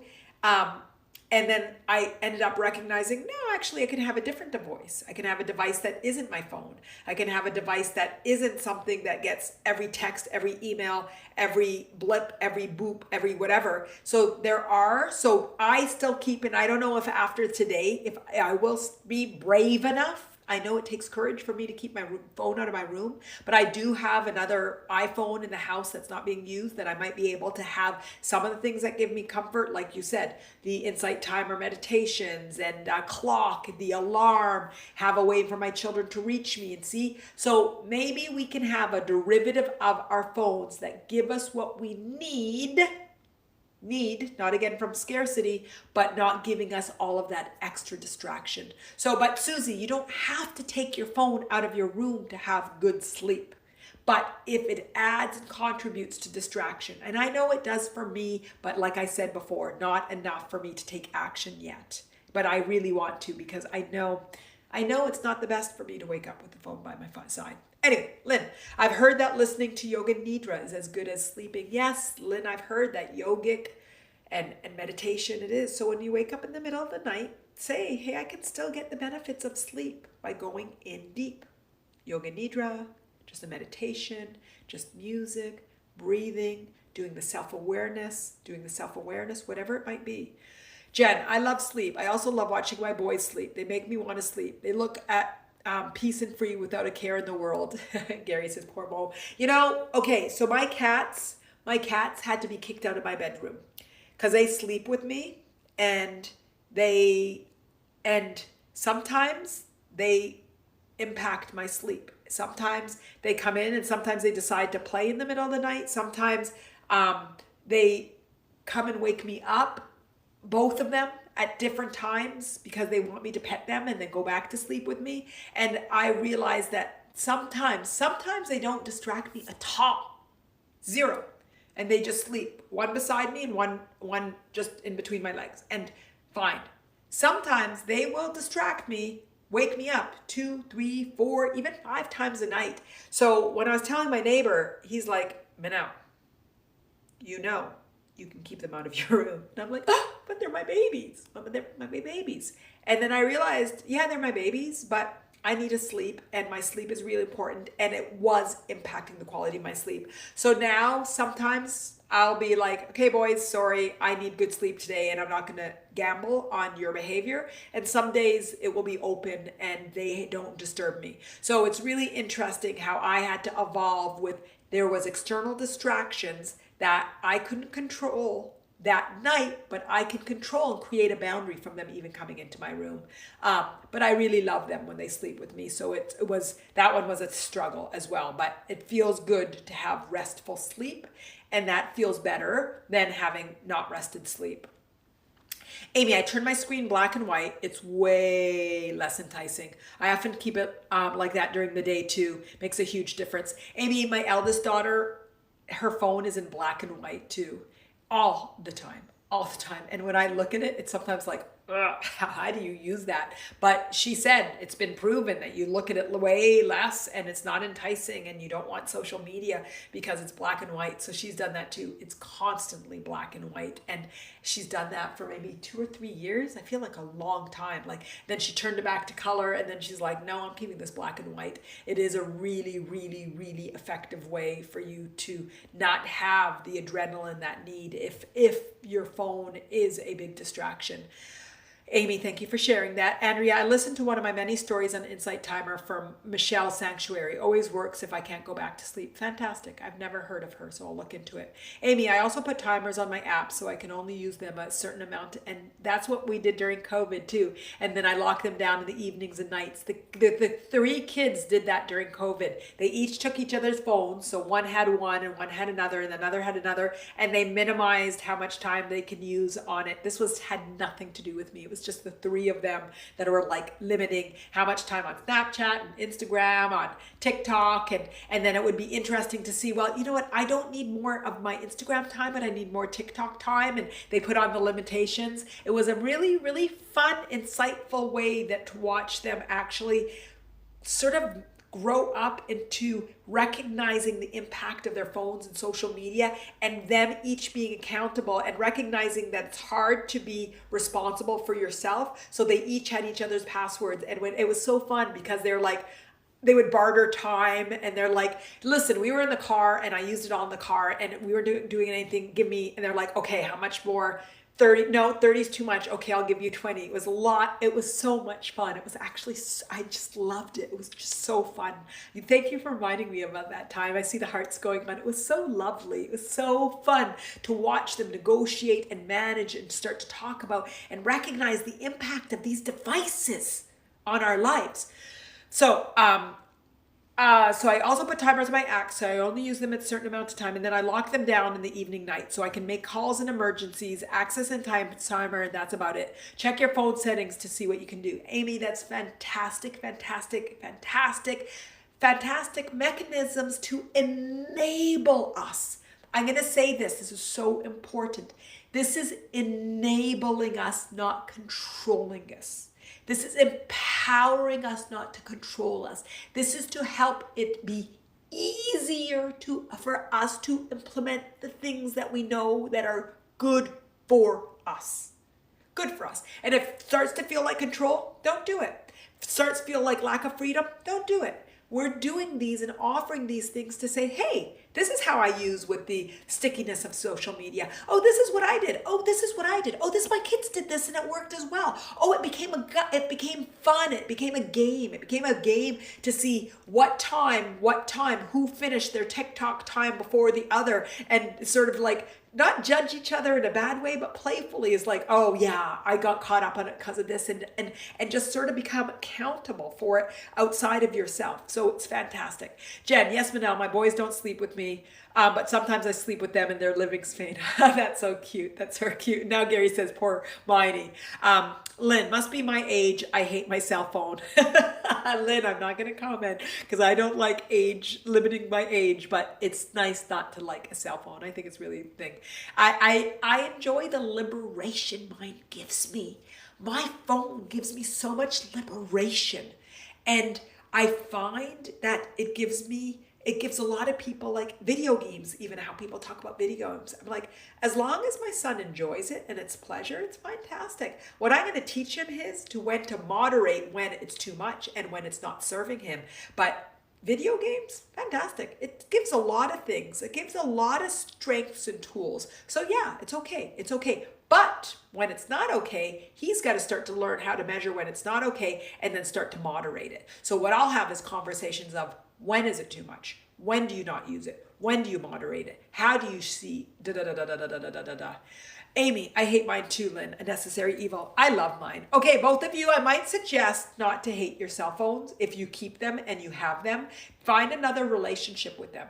It might be like, I use my cell phone when I don't, and I have a really great relationship because it could be in my purse or it could be on my shelf for hours and I don't care. How can you get because they're in our lives and they are enabling, empowering. How many years ago could we not, we had to make plans and like, I'll meet you at this time, at this place, at this whatever. And if anything changed and deviated, we didn't know where our person was. It was so funny when I was with my girlfriends in this, when did I come? In December, when I was with them, we were talking about some of the old letters and correspondence that we had with each other when we were in our college days. And two of them were talking about how they had gone and traveled Europe and they met in Disney Europe. What's the one in Paris? What's the Disney called in Paris? And they were talking about how there wasn't cell phones back then and that they had decided 2 weeks before that they were going to meet in Disneyland in Paris at this particular ride at this particular time. And they said it was like out of fate that they both were able to do it with all of the craziness of, because they were both backpacking Europe, that they were able to do it with their two parties, and they were talking about how it was. And then they also talked about once one of them was on the ferry, I think they were in Italy or Greece, I don't remember, and then the other one, like all of a sudden they came off the ferry, and even though they had known they were gonna be there around the time, they saw each other. These are like besties. We're talking about like in my small little bestie group, and they were talking about this. We didn't have cell phones back then that we just text each other or whatever. It was like, it was, so there's such a gift our phones have given us. There's such a gift, the ease. I just look at the ease of making payments and the ease of doing whatever. I mean, I can go take just like my phone and drive a car because I've got a Tesla and I've got the key in there. I can go out there. I don't need a wallet. I don't need a purse. I just need my phone. It's just done so many things to liberate us. Business, doing business, I can do business from anywhere.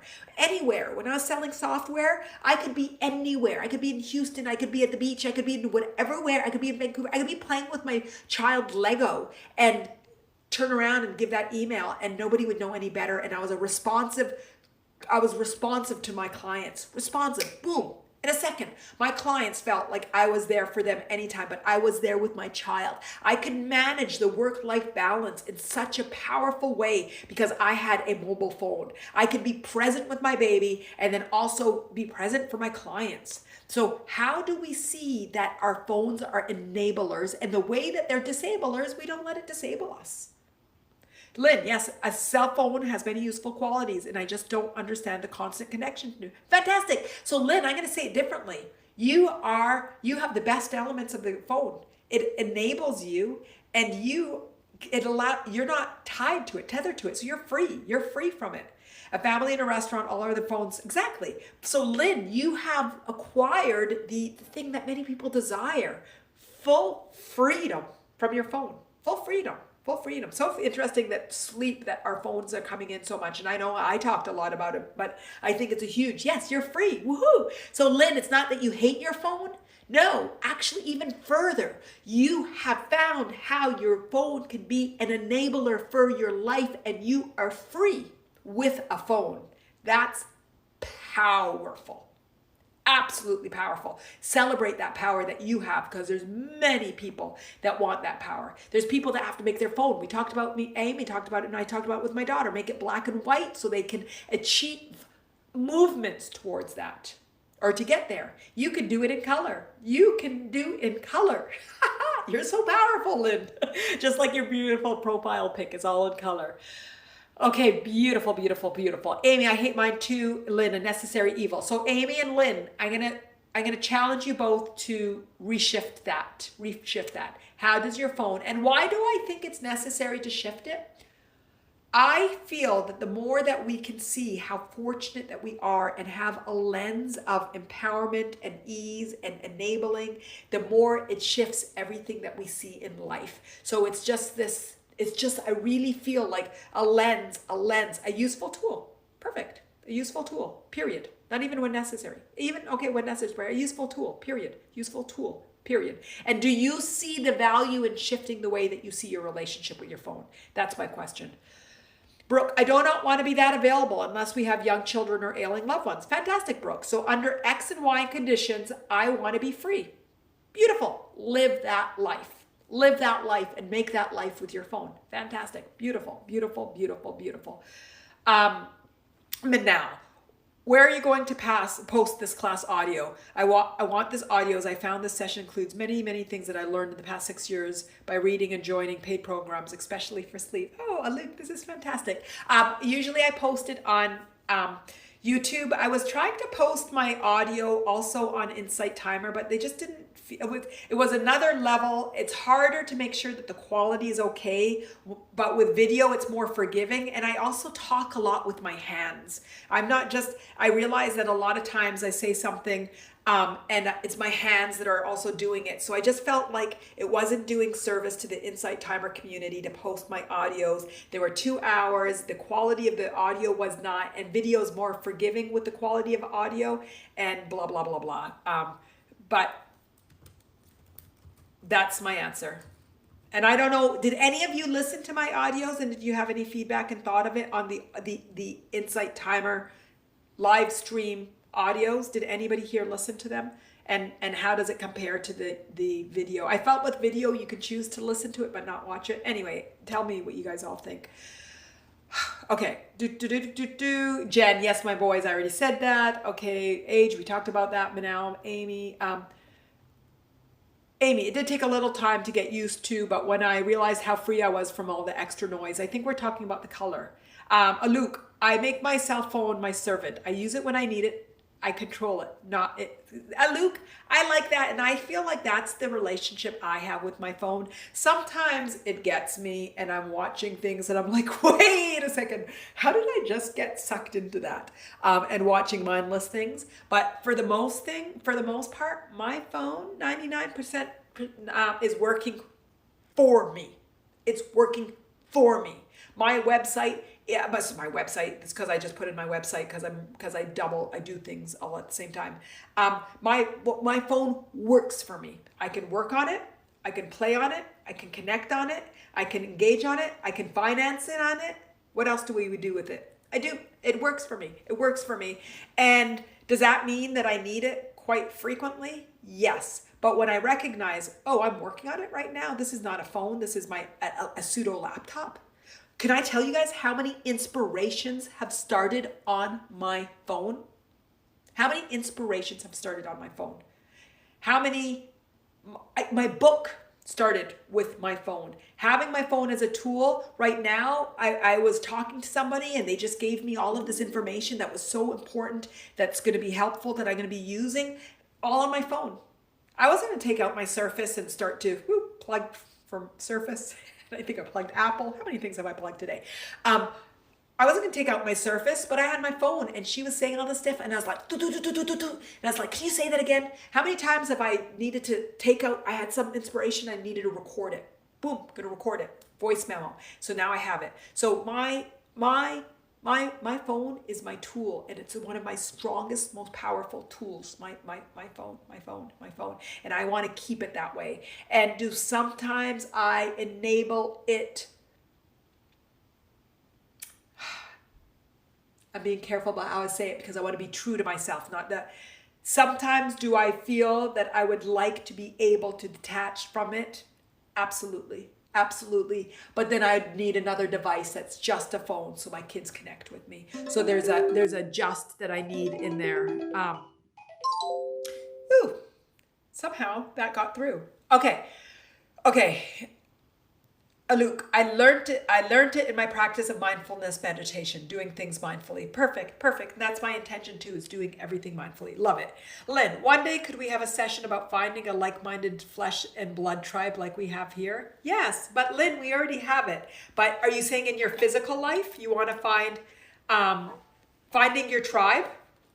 How about it being called finding your tribe? And you're talking about in your physical life, Lynn? You want to find your tribe in your physical life? Is that what you want in your physical life? Geraldine, what's your book's name, Manal? Not sure.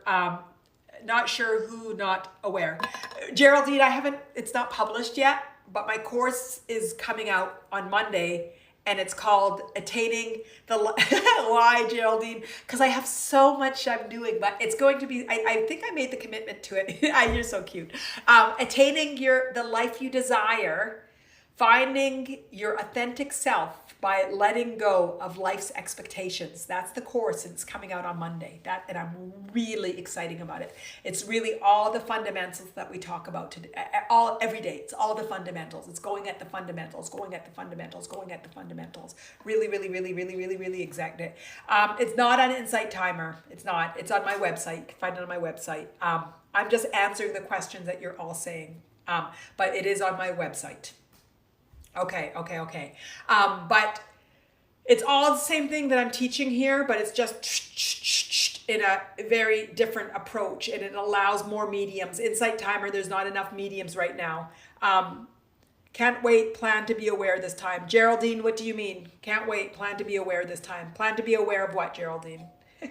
Can't wait, period. Plan to be aware this time. Aware of what? Aware of what?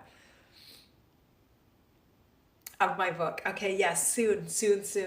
I have a dear friend, and he says, Manal, I'm going to take you and make you write that book in 2 or 3 weeks. It's close. I've got it all here. It just needs to come here, and it started being here, but it's close.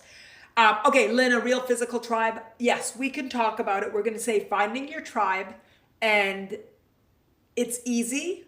And I'm going to tell you one thing. It's tribes. I have tribes. And when I thought I had a misbelief before in life that I had to have a tribe, and I do have a tribe. No, it's not true. I have tribes. Because if I say to this tribe that this is my tribe and this is my tribe, they would kill me, because they're my tribe, and this is my tribe, and this is my tribe, and this is my tribe.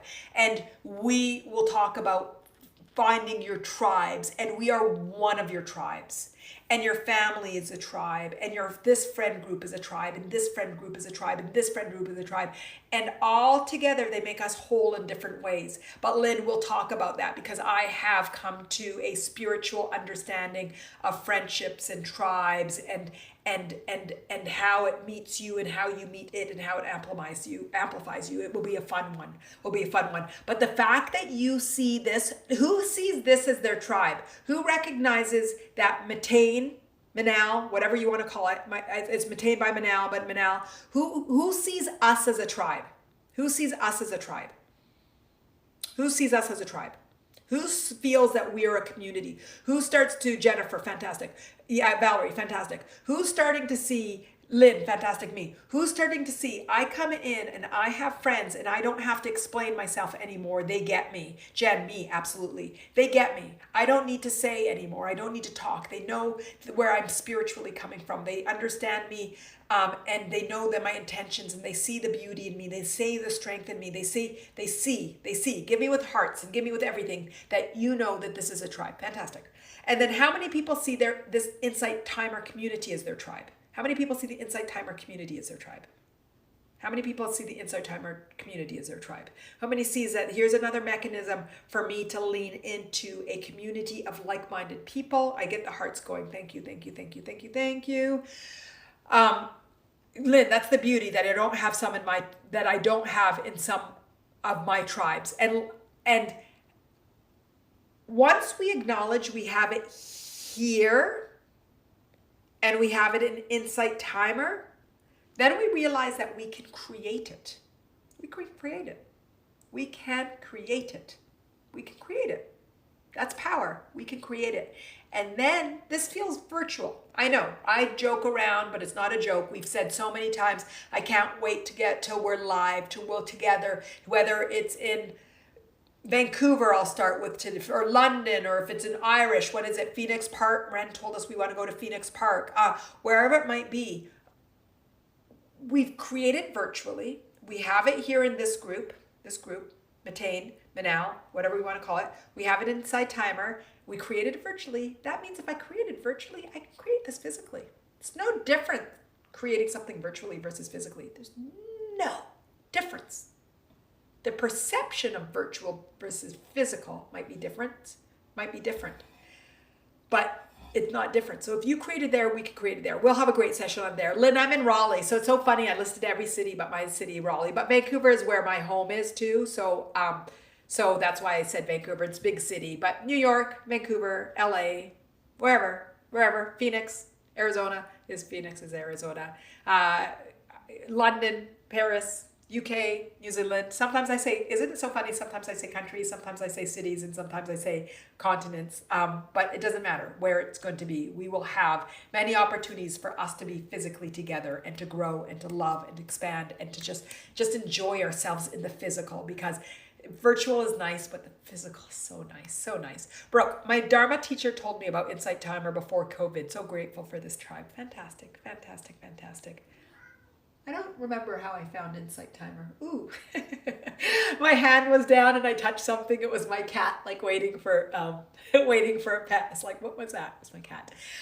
Okay, fantastic. Okay, so back to sleep, everybody. How is everybody feeling about sleep? My intention today, and everybody creating the intention to shift our beliefs, our thoughts, our emotions, our feeling from the 4 bodies on sleep. Did we accomplish that?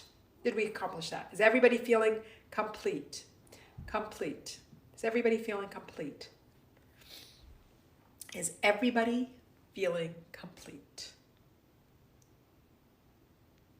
Brooke, may you all sleep safe and sound.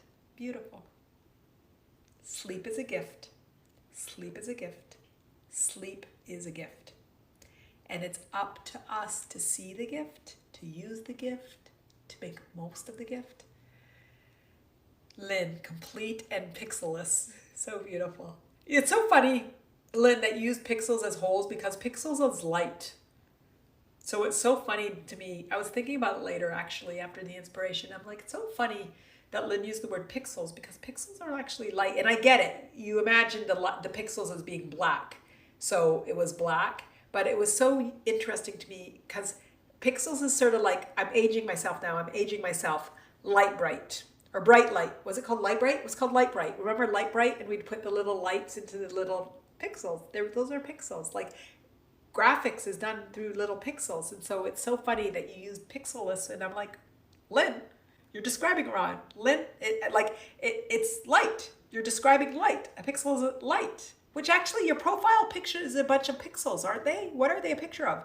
So you weren't pixelless. Oh, you're saying pixelless, no pixels. Interesting. Is that what you're saying? No light, no pixels? That's what you're saying. That's what your profile picture is, pixels. I don't think of it as a whole. That was your interpretation. I said pixel because it's tiny. But then a pixel is a light. It's a light form. But you're saying it's pixelless. There is no pixels in here. We're all light. We're all vibrations. And there was no pixels in those areas. And so then that's why I said it was a whole, because it was empty. Is that what we're saying? I just want to get, because I think it's really interesting.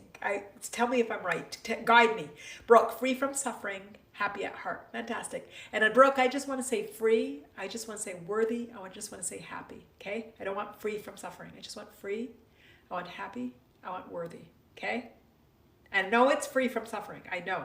And I use that word. But when we're creating our intentions, I just want it to be free. I want it to be worthy. And I want it to be happy, just like you said. Can you write those? Can you say that? Can you create that intention? Gary, I won't know until I sleep. Gary. Actually, did we rewrite what you wrote? Remember I told you to rewrite it? Did you rewrite it? I'm focusing on you right now, Gary. Did we rewrite it? That's not an okay answer. We're going to talk to you right now.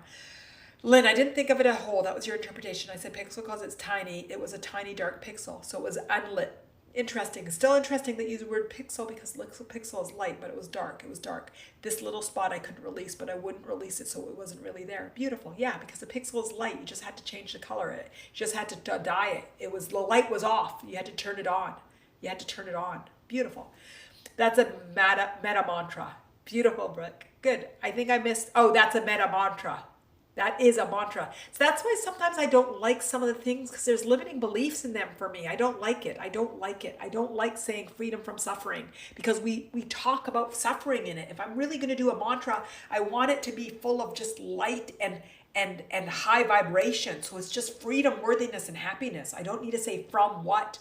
From expectations, from sufferings, from struggle, from whatever. It doesn't matter what it's from. I just want us to say freedom. Are you with me? Are you with me? Are you with me, Brooke? Are you with me?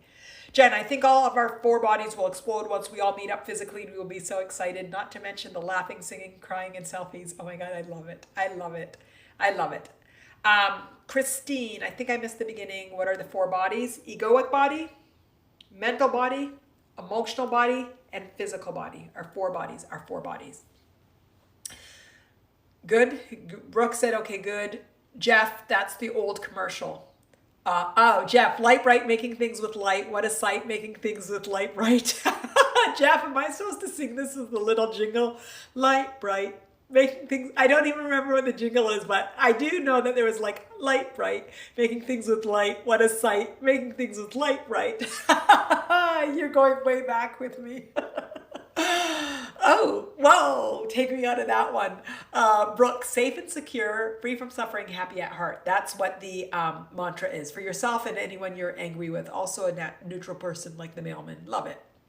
Love it. I just like safe and secure, free, free, free, happy at heart, free, free, free, free, free. But I know that suffering is part of. Anyway, you get me, you get me, you get me. Gary, I want to come back to you. I had asked you way back when to rewrite your comment. I don't know if that was lost and when I lost all the text. Did you rewrite it? Did you rewrite it? Did you rewrite it? Brooke worked for me. Yes, if it worked for you and it works for you, then it works. It works. It works. It works. Yes, it works. It works. It worked and it works. Fantastic. Fantastic.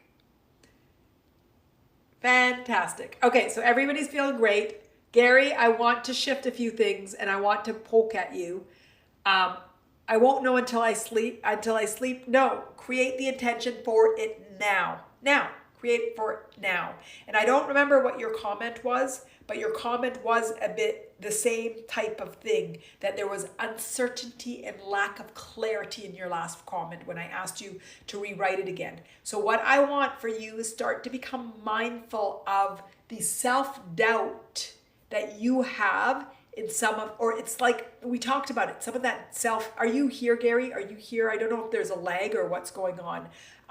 If it's the lag, the text, or if you're not here. But I want you, if you are here, to hear me, that the comment that you had said even before that had same of that. Okay, good. It had that same taste, Gary. Had that same taste. I'd like you right now, okay, in the window, and everybody do it. Create your intention for sleep.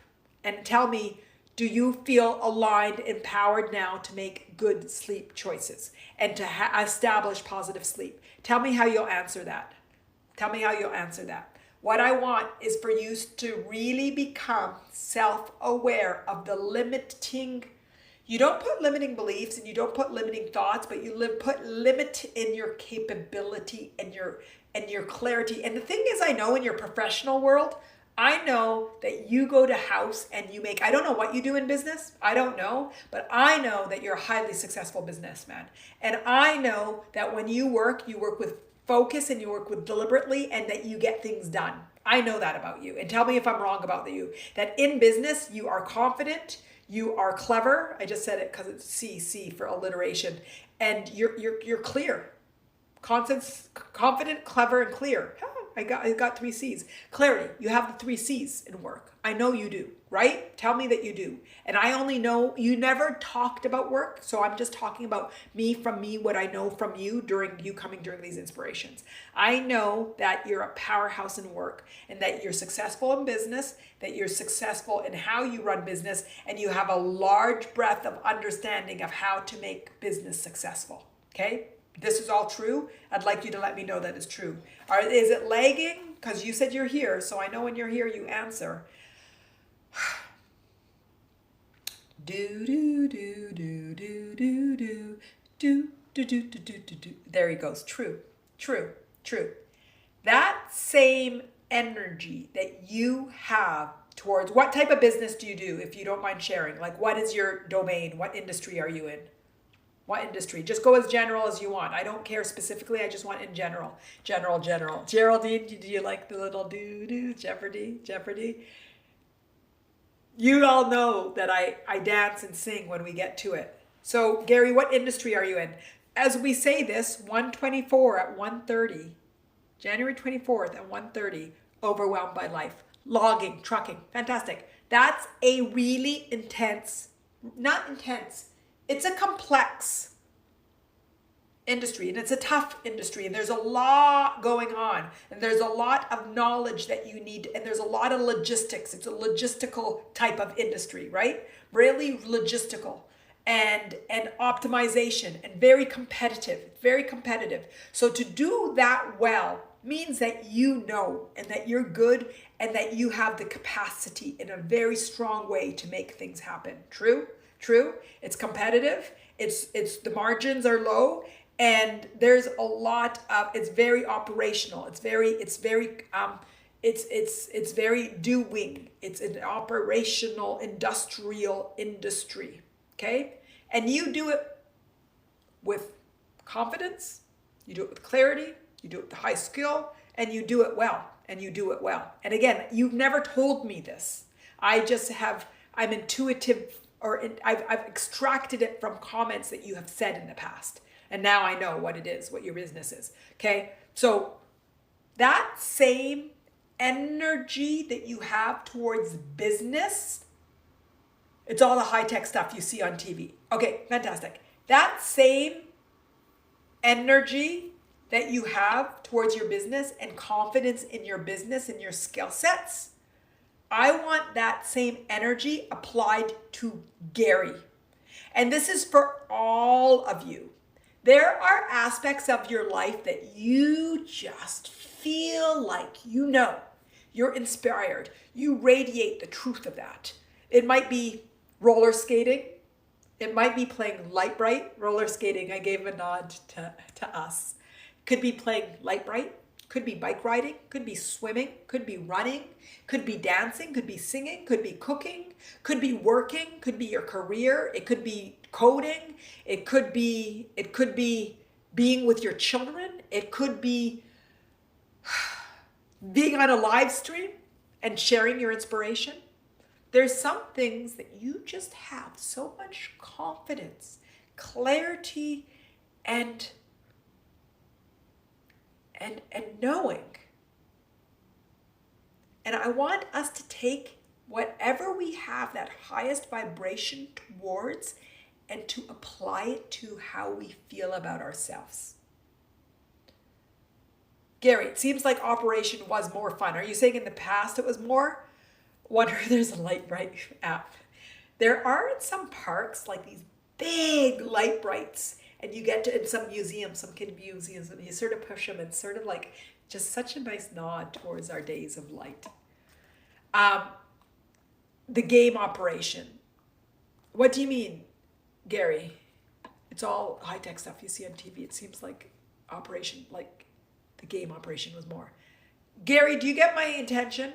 I want you to apply how you feel about work and how you see work and how successful you are at work about yourself. I want the same confidence. I don't know if you sell to anybody. I don't know who your end user is. And like logging and trucking is a very broad category for you telling me your industry. So I don't know on what side of the table who you're clienting, who you're serving, who's serving you. I don't know. But whenever you're on whatever side of the table on, you look them in the eye and you just exude confidence, clarity, and I forget what the last C is that I put in there. What did I say, guys? About what you're doing. You know. You're clear. You have confidence. You have clarity. You know. I want you to start to recognize the difference in the energy of how you talk about yourself, and would you talk about your business and your businessing and you're professional in the same way? And if the answer is no, then which one can meet the other one? Brooke, I'm only able to see my own text. I'm afraid to sign out and back in to lose a section. It's happening a bit lately. Brooke, I've been hearing about it. I'm going to check in with Insight Timer to see if they find anything. Jen says, what is light right? Lynn, what do we say to her?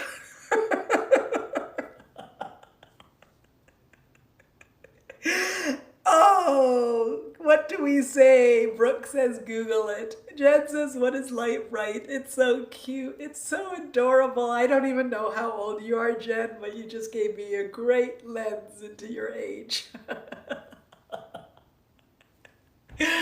Oh, brother, what a baby. The hearts are going.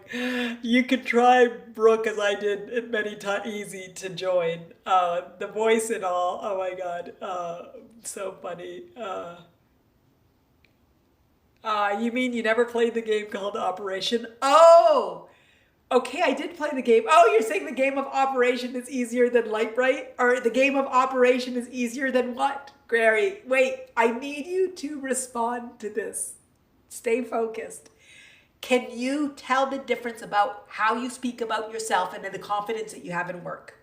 Do you tell the difference? Can you see what I'm saying? And everybody answer. If everybody knows that thing that they can do with inspiration and that they have so much confidence is, and then does that carry through to how you feel about yourself? The light bright. My kids played light bright and the youngest of them is 42. Oh, Lynn! I did, Gary. I played Operation. I wasn't as good as it. Light Bright wasn't a game. It was just like what are those called? Okay, the people with young ones can talk. I bought them with my nieces. Those things that you pop, are they called poppers? It was almost like pegs. Sunshine, no, I don't think I'm talking about pegs. I'm talking about those plastic things and they're colorful. And then you press them and then you pop them. They do it for their anxiety or for whatever. Do you know? I think that there was a pop in their name, but they're the little, these days, things that you go through and you pop them. Like they're plasticky kind of things and they have shoes in them. I think my kids bought a keychain out of it or something. Anyway. Okay. I played Light Bright when I was growing up. Me too, Jennifer. I did too. It was fun. Gary, I need you to answer. And everybody that it's resonating with. Operation, I know, just Googled the 1967 light up drawing craft board. Got it. 1967. Oh my God. I do not like to date myself. Oh God. Oh, at least I'm not singing the jingle. At least I'm not singing like Jeff. At least I'm not going around singing the jingle like Jeff. It's that ingrained, the Light Bright jingle. Valerie, I feel so young, she said. Oh God. Gary, exactly. I was born in 1967.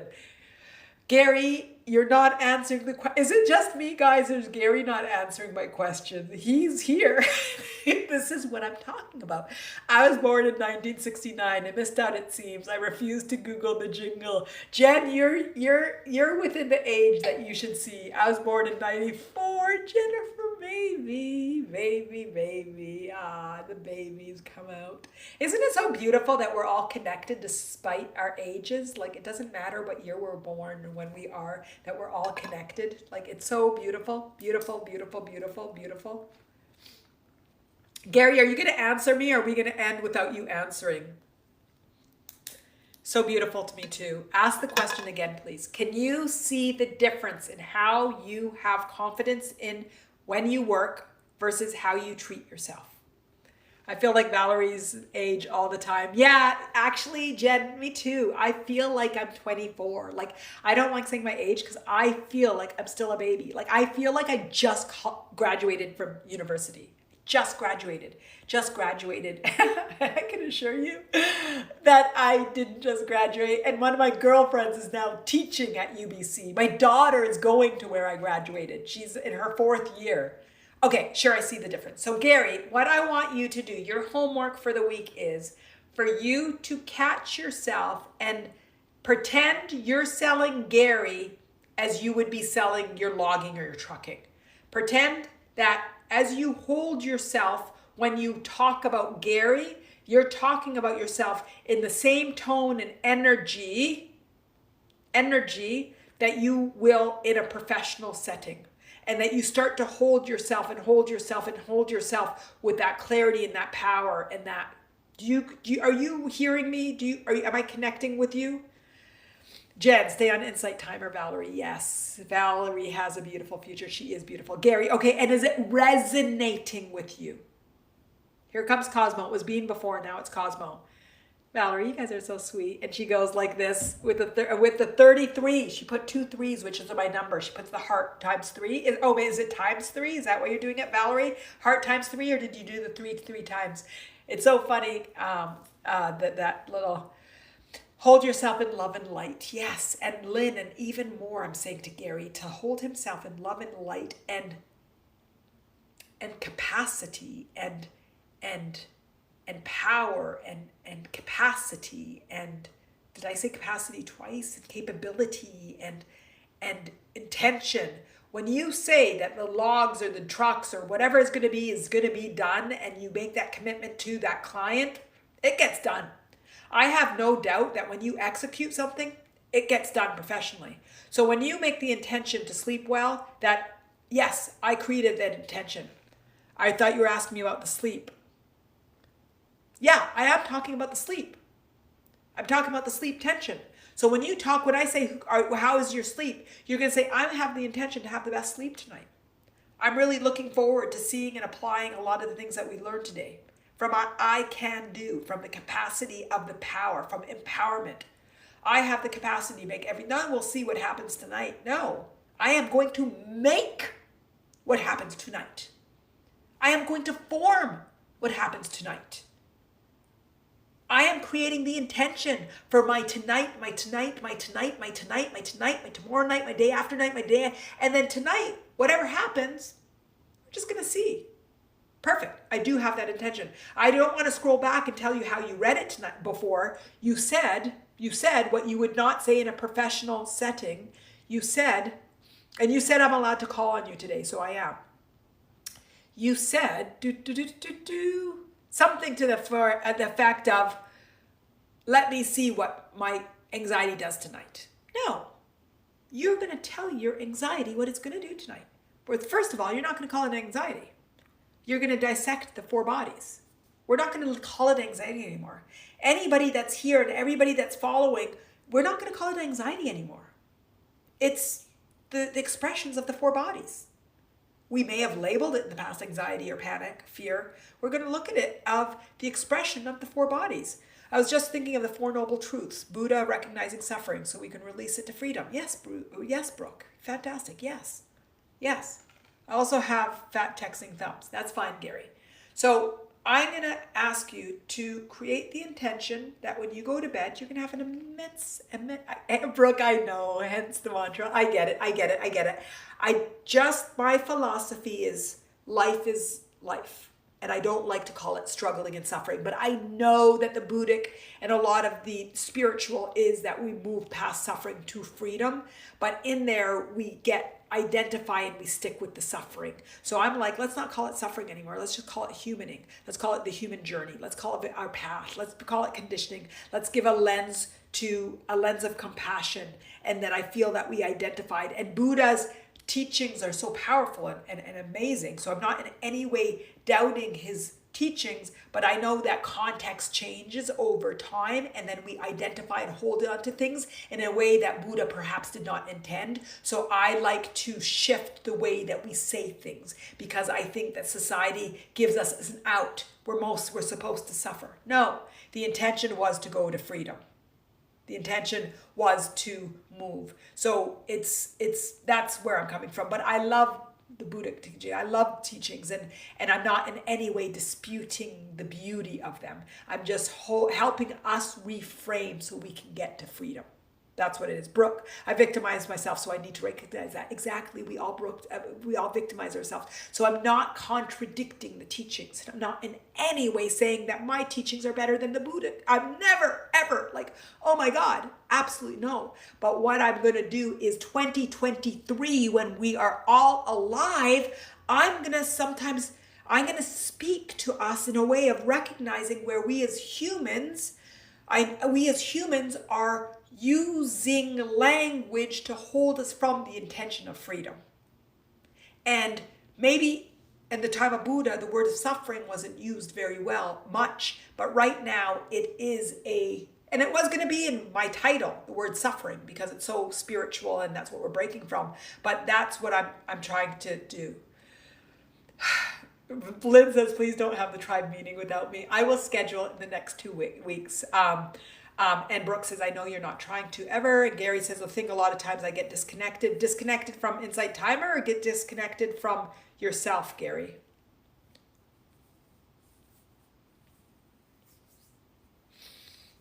Myself. Okay, fantastic. So Gary, I remembered I missed your comment and I asked you to rephrase it. What I want for you, your homework, and for everybody is to look at how you may be holding yourself from a place of weakness. This might be through self-limiting thoughts and beliefs. It could be from deprecating comments. It could be believing that you can't and letting to see what fate or time does rather than your intention, and trusting the time that's best for your highest good. And that's your number one, Gary.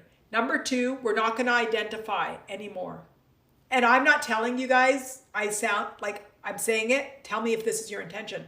Let's not identify anymore with anxiety, about panic, about pain, about suffering, about struggle. Let's just become aware of the feelings of the four body. And that doesn't mean that anxiety doesn't exist, nor does panic, nor does fear, nor does sadness, nor does suffering and being trapped in self in the mind. Brooke says, I think they meant suffering as being trapped in self and mind. Beautiful. And Brooke, if we say about that, then we're able to understand it from the four bodies. I just think that suffering has a really strong societal victim word right now that isn't enabling us to get to the freedom. But I know what it means and where it comes from. I'm just really trying to help us. What are the things that we can do, small little shifts to help us get it? So those are two things. One, I want everybody to look at where they're high flying and turn around and take that energy and see themselves in that same light. And two, let's look about how we talk about anxiety, we shifted the inspiration. I don't know when. Look at how you talk about anxiety and fear and pain and blah, blah, blah, blah, blah, blah, blah, blah, blah, blah, and shift it to recognition of the four bodies and what they're telling you. So let's no longer identify with that, okay? And then that going back to concluding on sleep, then let's look at how we talk about sleep and how we feel about sleep and how we sleep about sleep and how we think about sleep, and move past that as well. Good, good, good. Jen, Gary, I believe in you. You're muscling all the time. A few weeks back, I was in such a good place. And the more I challenged myself to understand, apply Manal's tools, gradually came a release. So keep going. We are cheering you on. Yes. Lynn, love, love, love, love you, Manal and Manal's tribe. Fantastic. We are each other's tribe. You guys are my tribe. Okay, you guys are brilliant. Okay, so this is what I was saying. Gary, do you feel better? Do you have the tools now? So 124 at 130, overwhelmed by life. I'm excited about this. 122, no, that's a 7. 127, so January 27th at 10:30 a.m. Wholeness in the Journey. I think that was requested. I know it was requested how many weeks ago? It was even in December. So we're going to do it was in December. Wholeness in the Journey. And why, when we think we're broken, it's about really how it's sort of, Gary, is so relevant to what we're talking about, that we think we're not whole, that we think we're broken, we need to be fixed. And then January 31st, which I'm so excited about. Jen asked us to make laughter as a tool for healing a reoccurring monthly inspiration. So guess what? The end of the month will be when we'll do laughter as a tool for healing. So it's at 1:31, January 31. I think that's a Tuesday. And I picked 101 because it just felt more fun than 1 o'clock. I picked 101, 1 o'clock, 101. So 1 o'clock p.m., all of that's in the Eastern. So the next 3 are scheduled. You guys are all brilliant. I love you all. I thank you for everything, for every word that you give me that warms my heart and flushes my cheeks. I thank you for every intention that you have for making yourself empowered and free. I love yourself. I love and thank you so much for your vulnerability and your sharing of your pain, your suffering, your struggle, your mantras, your what worked for you, what didn't work for you, your earthquakes, your sleep, your everything, what you do with your phone. I thank you for sharing.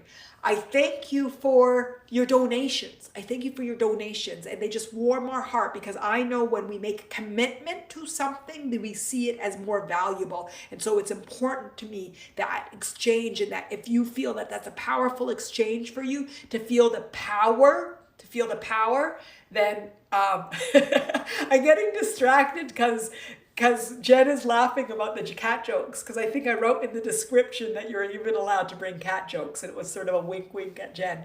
But I thank you for every donation, and I thank you because it means to me that you value what we're doing in another way. I thank you for every heart. When I'm speaking at the screen and the screen is frozen and nobody's saying anything, and I'm like, did that come? And then boom, hearts. I say something and I'm like, did that land? And all of a sudden I see all these hearts going, because you're saying to me that this resonated, and that even though I might not see you there, that you're here. It's going like this and hearting, even though sometimes my dear friends will come on and they'll say, Manal, did you see me? I came and I did all these hearts. And I'm like, and I'll be like, no, but there was many moments of all hearts. Maybe one of you, they'll come on and say, did you see all the hearts? I'll say, I spent all day looking at all the whole inspiration, looking at hearts. They warm my heart. They tell me that you're here. They tell me that you're feeling it. They tell me that you're shifting it. They tell me that you care. They tell me that we're all part of the same tribe.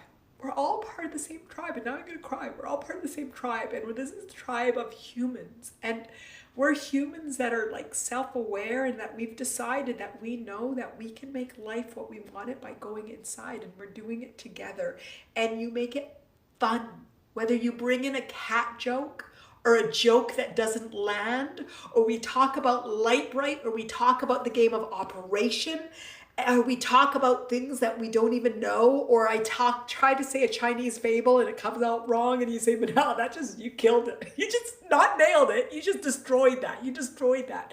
And we do it with laughter and with love and with care and with engagement and with we can do it. We can. We can do everything.